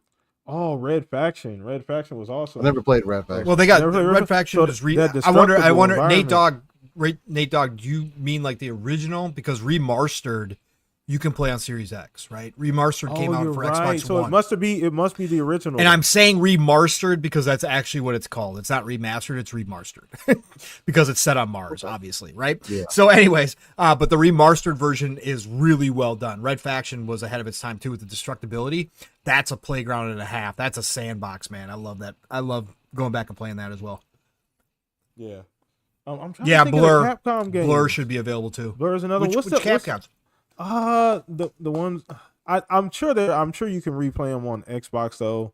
I'm sure. Jesus Christ, with the gigantic monsters. It's like Giga? Monster Hunter before Monster Hammer. Oh Hunter. no. Oh no. You're talking about Help me out here, Pong. It's right on the tip. Before Monster. not Hunter. Lost like- Planet. Yeah. Not Lost Planet? quite Monster Hunter. Yeah, but I think you can play Lost Planet on Series can. X, right? I think that was Yeah, but right. yeah, Yeah. Lost Planet's backwards compatible. Yeah, backwards Yeah. compatible. Yeah, I've It's got not it. online though. You can't No. play it online. And that was the No fucking servers. fucking best part. I wish Capcom. I would mean, the go back to campaigns that was game. fun. Those games are, I don't care how people feel, but playing those games all because there's 3 of them, I think, right? Yeah, Yes, there's 3 there's Lost 3 of them. Planets. Correct. All 3 of them, whether you think the story is phenomenal or not, they have moments in them that Yeah. feel really good, especially the co-op ones because I think they did that in 2 and 3. Yeah, co-op was 2. Yeah. Yep. Yeah, Lost Planet 2 for sure. Yeah, I no, had Lost so Planet's much dope fun. as I hell. wish that's one IP I wish they would go back to. And Yeah, no, Capcom needs to bring that back. They're missing a new another one. big bag with that game because there's so many characters you could put in that environment as well. Dude, like Expand it out. Lost Planet was different. different, super different. I don't know. It's another It live was like service I game said, to have. it was a little. I mean, it was kind of Monster Hunter ish, like because of the just the gigantic, epic fights against these huge giant. Yeah. You know I what I get mean? what you- Beasts and different mechanics and stuff like that. And you having, I remember there was one, I think it might have been Lost Planet 2, where you had to fight that beast on the train. You had to use the cannons to shoot the beast Was and that like 2? shoot the eyeballs. I think that was Lost Planet 2. It was a mission on a train. Could have You been had to 2. work together because that's when it was online. You guys had to work together to use the cannons because it will pop up on different sides to shoot the different like little eyeballs or That's whatever. some Contra vibes right there. So, Yeah, man. So good. So good. So good. Chat, you guys got any other questions for us? Anything, Pong? We got another Evolved? like 20 minutes, bro. Oh, Evolved was that's not you can't no, play that was a more modern game. That game Yeah, I was failed. gonna say. That game bombed. Yeah, unfortunately. Unfortunately. Fortunately. Anything, chat, you guys got for questions? You guys go ahead and drop them in chat. That would be awesome. Pong, you got anything? No, Any game you want to talk about?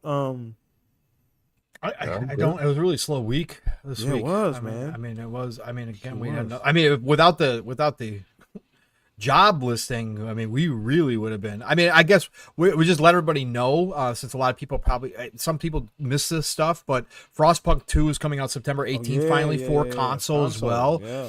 So if you're looking for a strategy game, it's freaking fantastic. I want to get back to it. I started on PC, but Frostpunk is a big strategy game, and got super cool mechanics, awesome story, decisions all over the place that you got to make of like literally whether or not people live or die in your community that you're building on a basically ice world that is unforgiving. But Frostpunk 2 is finally coming to console. So September 18th, and it will be in Game Pass day one for Xbox. So just keep that in mind. Yeah. Okay. All right. Yeah, that game is awesome. I'm not even into those kind of games at all. Yeah.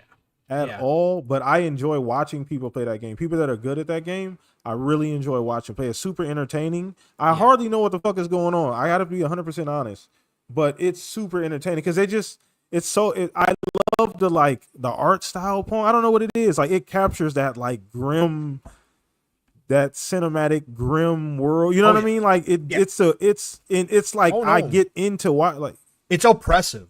Bro.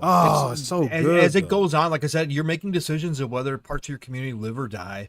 You're having to make really tough decisions, balancing out where your resources are going to go and what you're going to build next. It's like vital. And you're going to have to make massive decisions that you're going to be like, holy cow, man, like really, I got to do this. Frostpunk 1, it was fantastic. Still is fantastic. It's on sale. I got a Just For You deal through the big sale that Xbox has right now for Frostpunk 1, the complete edition with all DLC on console for $4.99. Like seriously, like if you like strategy games, go pick up Frostpunk if you haven't, and then play Frostpunk 2. Frostpunk 2 expands on it even more so, and they've done a fantastic job with it. People are really loving it, so it's really good. Yeah, nice. So, Paulie did ask, do you think the pre-orders, and we kind of answered this, and I think, Pong, you wrapped up on that Outer Worlds topic about pre-orders being a potential part of the reason why they dropped the price, and I think you did say that. I mean, obviously, that's the equation. Opinion.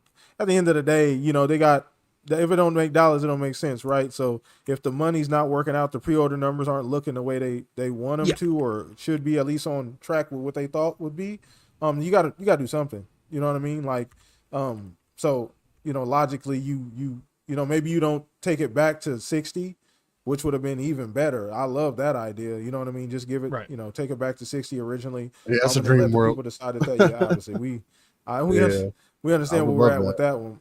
You know what I mean? But they, you know, they did make a conscious decision to walk it back a little bit, which is, I guess, admirable is what you would call that, right? To be fair, I guess. But that's I think we all agree that that was probably part of the decision, right? You don't make that decision without seeing some kind of data of some sort, whether it be just online, just general, like what does the public opinion? Oh, 70% is negative. We need to look at everything else, because if that's bad, then that means people aren't buying. That means people aren't pre-ordering. You know, that's kind of an indicator, as Pong mentioned earlier, right?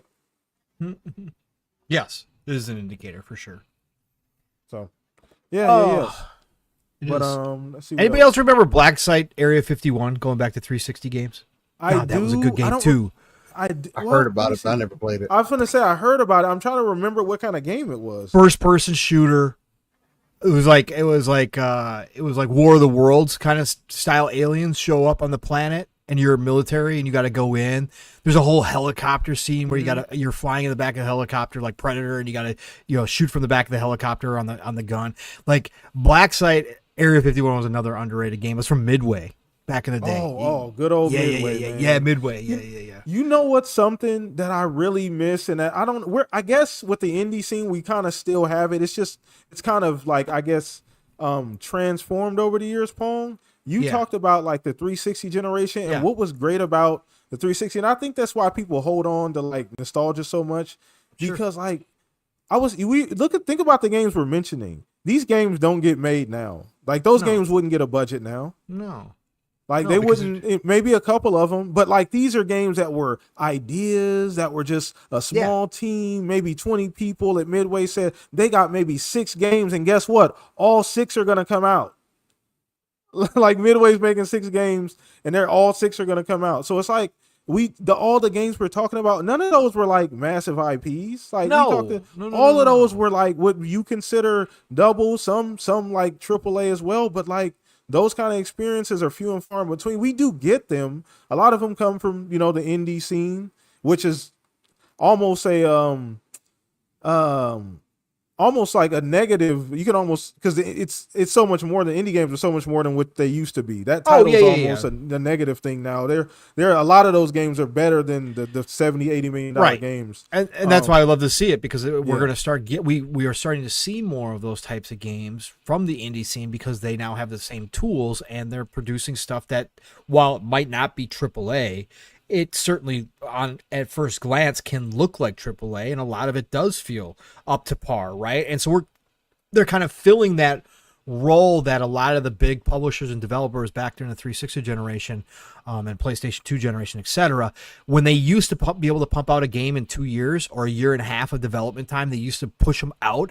They could do that kind of stuff on a small little budget and try all of these different types of games. So the indies are starting to pick up that slack, where we missed that for an entire generation during PS4 and Xbox One. Especially, we didn't get those types of games, and now this generation, it's over with. The AAA space is playing it completely safe. They aren't greenlighting any types of those games. And again, we're lucky to get one game per dev, unless you have a studio like Obsidian or Insomniac.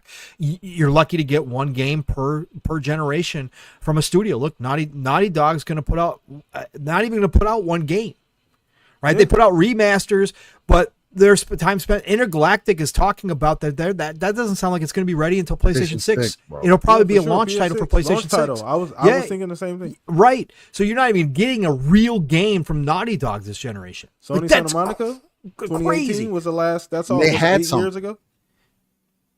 Oh, wow. Okay, I guess got a warning. Sorry, guys. We got a tornado warning. Holy shit! I haven't seen an actual warning in a long time. It's not doing anything right now. I was just looking outside. I was like, "Hey, what's going on?" And then it flashed. So yeah, interesting. There must be one close by. Brother. Oh yeah. Now we're good. We're good. Huh? Interesting. But yeah, no, I just think that's crazy that at this point that we're even going to say that Naughty Dog, a studio like Naughty Dog's not even going to put out a real, like a full game this generation at all. Like that's wild to me. Yeah, that's crazy. That's crazy. That's insane. So, you're right though. You know, even looking at, you know, Xbox in some ways, you know, you look at there's some studios, like you said, we talked about, you know, the Initiative. They didn't in what 5-6 years, they didn't even get a game out the door, not one. Right. Before the studio got closed up, before it got shuttered. Yep. They didn't get a game out the door. I'll be right back. Yeah, for sure.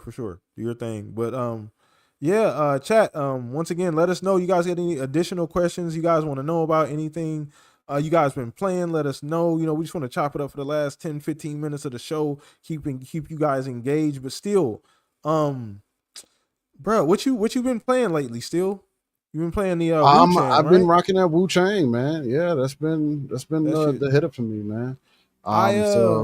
I seen now, once again, I haven't played it, and I'm not necessarily into the Souls-like games, admittedly. So you guys know, you've been here for a little while. Your boy don't really play them kind of. I'm more of a Ninja Gaiden hack and slash kind of game. Although you can damn near call it a Souls-like, it's not quite the same. I know you still understand the difference, you know, better than a lot of people. So I don't need to have that conversation with you between the two. But it sounds like you're really enjoying it, bro. I've seen mixed things. Obviously that doesn't mean anything, but your opinion obviously matters much more than it would to somebody I don't know online. But where you at with Wu-Chang? You enjoying it? Yeah, Wu-Chang is a really fun game, man. It's actually, again, I always speak to when you see a game for the first time or get a teaser for it and you anticipate it being a certain way. You kind of saw that with Wukong as well. What you saw from it, you essentially got in game, and the game made you feel like whatever character they were trying to portray. And that's the thing that I love about Wu-Chang as well, because it's different, right? You're not dealing with a known mythos of a character that you've played before or has been relevant to you. You're playing as Wu-Chang, you got this bird curse and you got crazy abilities, and it is more of that Souls-esque style, very reminiscent of Dark Souls 1, if anything. Like, this is a team that in Yinzi that apparently understood the assignment and what they were trying to create, the way the world wraps upon itself. I mean, again, Wukong did the same thing.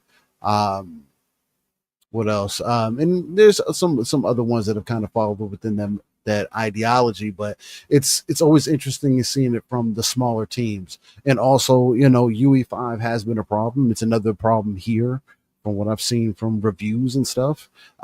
People are having like frame drops and stuff like that. And that's never good when these types of games come out. Again, the game was $49.99. So even that, again, considering it's like, if it's running well on the consoles, which is was another thing that has been a problem for people. But again, there's games that people give excuses for, right? Yeah. Donkey Kong was still getting a lot of love, and there is known performance issues still. There's Jedi Survivor. I love Jedi Survivor, but good God, in one of the main areas, frame drop was really bad early on. And I beat the game before they even patched that out. So it's like, in today's modern era, you get what you get, but I'm enjoying what I'm getting out of it so far. Nice. Phenomenal experience, especially for a game that's in Game Pass. Again, just it's a benefit on top of a benefit. So why not? Why not indulge? Yeah. Right? Hey, gentlemen. Exactly. Hey, gentlemen, I'm going to skip out. I got to go lock down the deck furniture and shit. It's Yeah. going to be here like literally in 5 minutes. So I got to lock down the deck furniture and all that kind of stuff. Be So, safe. yeah. Good. Oh, yeah. No. I'm not worried about the tornadoes. It is what it is, but we're going to definitely get some really high winds. So I got to lock everything down. So yeah, do your thing, brother. Love y'all. Yeah. Love y'all too, man. Love you too, man. Yeah, absolutely. You guys have a good night. Thanks, chat, for being here. You guys know how to find me, Pongso everywhere. But thanks, everybody. Appreciate you all, and we'll talk soon. Thanks, guys. All right, later, Pong. Be safe. Later. Brother. Yep. All right, chat. So we're going to just two-man this thing for the last 10, 12 minutes or so of the show. Yeah, man. But no, it's glad to hear that you're having a good time with the game. I did see some of the sentiment that you're talking about as far as like the technical issues with the game. I didn't realize the game was UE5. So like you said, that's been one of the things that's kind of synonymous with UE5 this generation. Technical issues. Very few games have come out and UE5 has actually like worked fairly well. Avowed being one of the few that came out and ran really well. UE5, ironically, right? A gosh darn RPG, right? Like ran really good. Had a few things here and there, but I think they ironed them out very quickly. But by and large, it came out in damn near flawless fashion. Ran great on S, ran great on X console, ran great on PC by and large. So yeah, I do understand that, so but like you said, you're still enjoying the game. You said like sound like it's a great experience. Dark Souls 1. I am not into those kind of games. I love watching people that are good at those games play them though. And I think that's to me the draw to Souls likes. I don't even like the genre playing them, but I can watch somebody that's good at it play them. You know what I mean? So that's kind of that, like it's almost like watching somebody that's really good at playing basketball. You know what I mean? Like to say I can't do that. Yeah. You know what I mean? Like I'm not, maybe I could if I sat down and practice, video games a little different. I could never be a, LeBron or Giannis. That physically will never, ever happen. You know what I mean? But, I'm probably never be as good as some of those guys that run no hit, no armor Elden Ring runs though. Like I'll never do that. I'm not that low. I'm not at that level either. And I mean, I do like if a game is like it's compelling enough. Like that's how I felt about Stellar Blade as well. It's like, I want to play it on the hardest difficulty that was available. Unfortunately, it didn't come out until after the game came out, and then I beat the game, and then it. Because it was used to be tied to you have to beat the game the first time to unlock the hard mode, kind of classic in that way, how older games used to be. But then they came out with it from jump. So I was like, damn, well, that's how I wanted to play the game because I didn't get enough of that challenge. And for me, it just becomes more like, I don't know, appreciating the beauty and the art of the games. That's why I think a lot of the Souls games do get those nods or are starting to get those nods because things have become more of that movie-like kind of thing. You put people in an environment to where, and I think that's what's been working for Souls games, to where it's you and whatever enemy that you're fighting. And at the end of the day, you can defeat whatever's in front of you, but are you willing to take the time to say, hey, okay, this enemy's going to swing like this, these attacks fall like that. So it's just different for different people. That's why it's like, if there's ways we can give people an easy mode for people who want to experience it that way, cool. Action games have always kind of done that, right? Ninja Gaiden's a hard game, kind of by default, but it still has difficulty levels. So it's like, I think there's a lot that could be added there as far as value and stuff goes. But yeah, man. So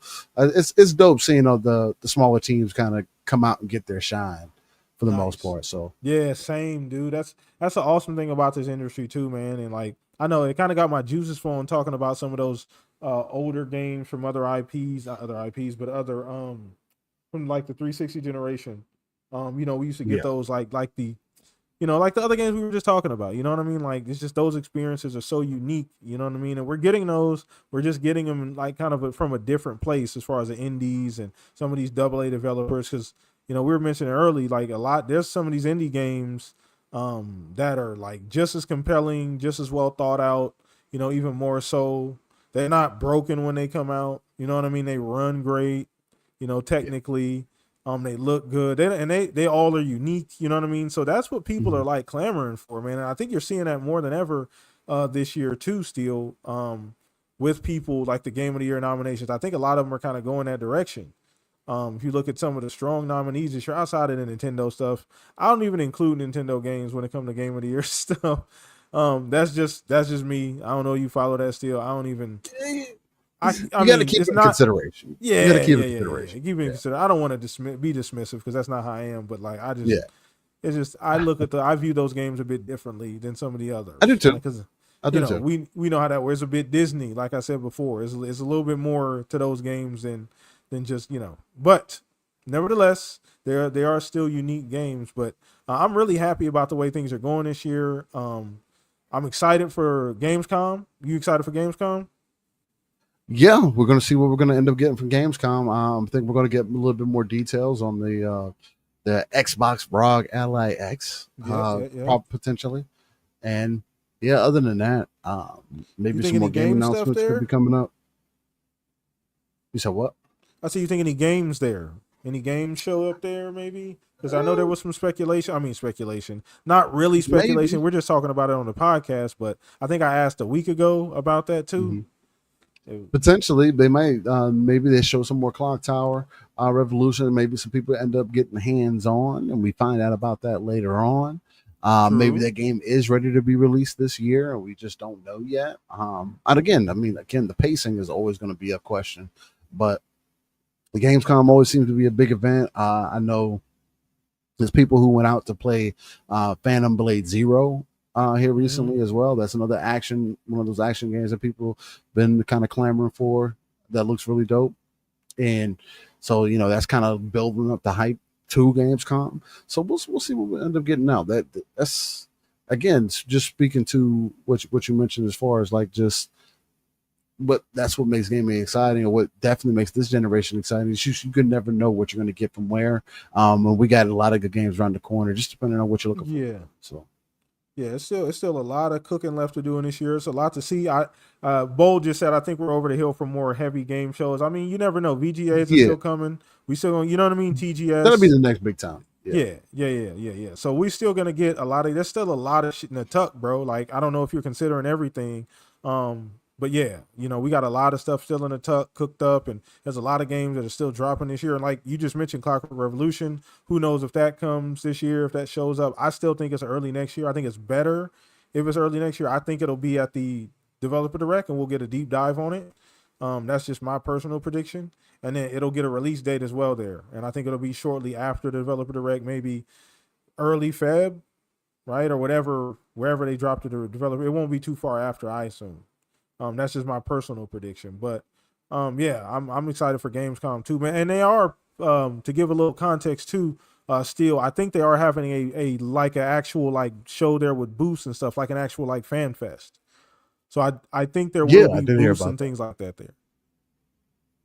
Yeah, I did hear about that too. So it's gonna be interesting to see what they do for that, because they didn't do it here in the home state, but they're doing it over there. So we'll see. Yeah. I think it's pretty par for the course for Gamescom. They usually go pretty big there. It's a public event, so people can just buy tickets, I believe. Unlike here, where you got to either win them or you got to know somebody or be press or something like that. So, um, but yeah.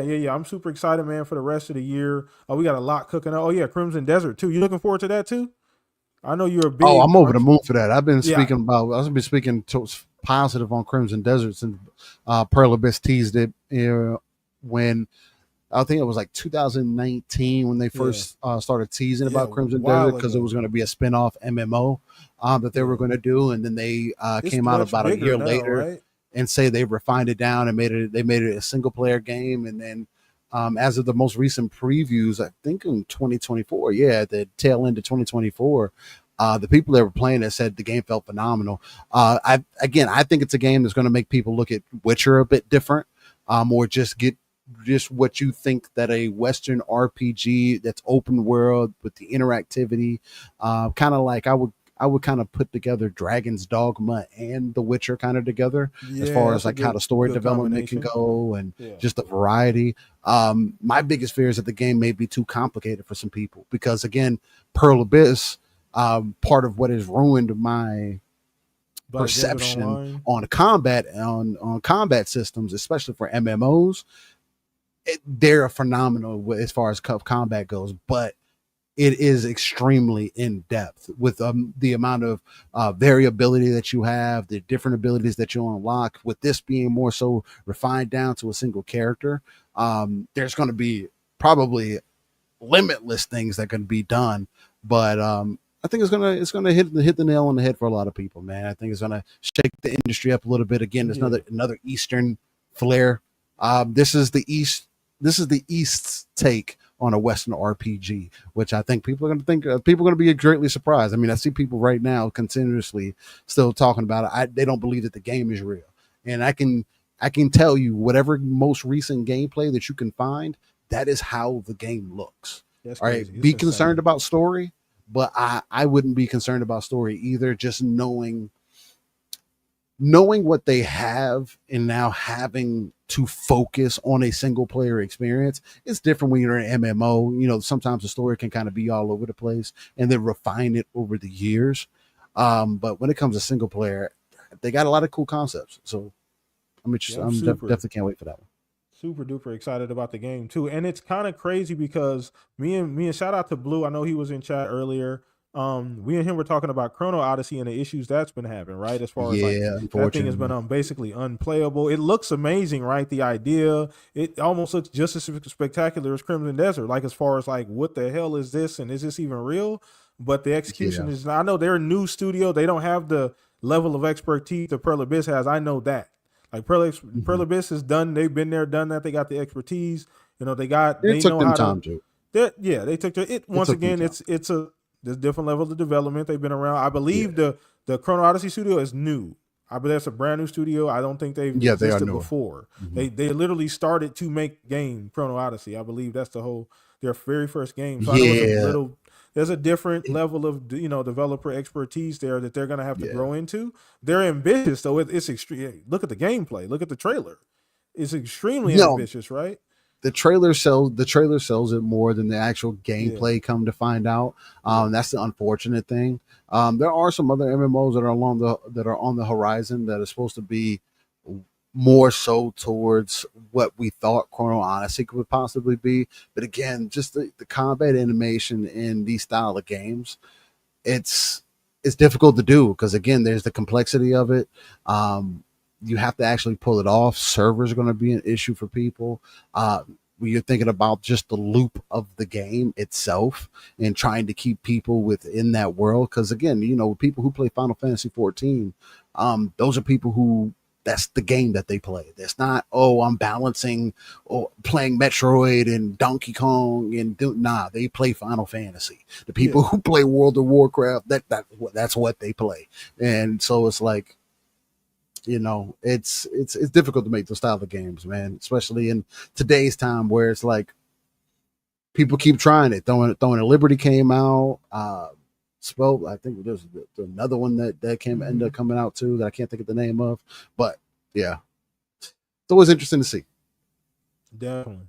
Definitely. So I think we're gonna wrap the show up on that note, man. But shout out to everybody in chat who came and hung out with us. Shout out to make sure you guys subscribe up. I appreciate all the support every single week. You guys show up here. Let everybody know. Put this on your timelines. Let everybody know the Shop Podcast live every single Sunday, 3 p.m. AZ time, 6 p.m. EST. Man, come and check us out. You guys will always get good gaming talk, no matter how many of us are here.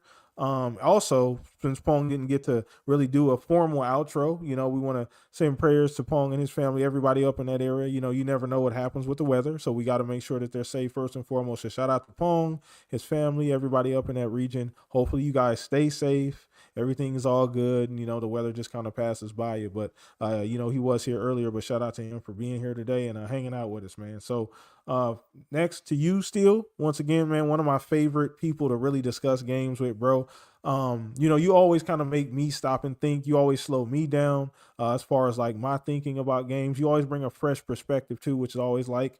And I think that's your talent, honestly, in this space is the way you look at things and your perspective. So I always admire that about your takes, brother. But let everybody know where they can find you, being the other half living split screen. Well, man, you can find me Steel Rain at Teaser7 everywhere for everybody that's interested. No matter when you ended up tuning into this, Saturday mornings, Living Split Screen is the easiest place that you can tune into. Gaming centric, conversational style podcast, talking about everything going on in the industry. From a kind of, we take that RTS approach, play a little armchair CEO, and just try to give our take on what we think could be happening or what is happening, and mostly sharing our gaming experiences and stuff like that, putting people on if we can. So, but yeah, other than that, X, otherwise known as Twitter, Google's probably the easiest place to type everything in. TikTok, if you want to do it there, we do the random vids there, doing the lunch with steals and whatnot, those have been fun to do because it's just kind of like, chopping it up. By the way. Yo, what's going on? Hey, I appreciate that. Yeah. Do the same. I do the same for you. I try to hit that like button on there. Yeah. You got to do that, man. You gotta have those conversations, just chop it up, talk about the different stuff that's going on, kind of outside of the podcasting space. Because again, it's a different thing when people can get like a blurb from you. So I've been enjoying that, but nonetheless, man, yeah, it's been a good time here tonight, chopping it up, talking about what's going on. Again, welcome back. Hopefully the love continues to build and push forward, man. So much love. Appreciate you. And you guys go check Steel out. All of that is down in the description below. I make it real easy for you guys to go support the guests that do show up here, and we want to respect their time. But I appreciate you guys for hanging out with us. Appreciate you, Steel. You're always one of my favorite people to have on the show anyway, brother. So you always welcome over here at the Shop Podcast. And my other brothers, like I said, Fuzzy Belvedere was not here tonight. Shout out to him, wifey, hanging out, doing what they're doing, you know what I mean, out and about, just having a good time. So shout out to him and wifey as well too. But host here, ptkblam, man. Appreciate you guys every week coming to the show. Love you guys so much, man. You guys always give so much energy in chat. Shout out to all the new people I seen in chat. Like I said, subscribe. Appreciate you guys. We will be back next week. We'll probably have a couple guests, man. I'm aiming to have probably 2 guests next week. It should be a good show. We're gonna probably be talking about Battlefield again because we're gonna get a lot of Battlefield this week. So that'll definitely be something we dive into. But other than that, check out the TikTok. I know you mentioned that Steel. TikTok is popping off. That's really fun. Those little small videos we get to do are really cool too. Like you said, it's a different space you get to kind of talk in. When it's kind of a blurb or just kind of a quick thought, and it's really fun. I've been enjoying them, so go check that out too. All of that's down below. But I appreciate you guys. Have a fun. Enjoy the rest of your weekend. Enjoy the rest of your night. Be safe. Peace out, everybody.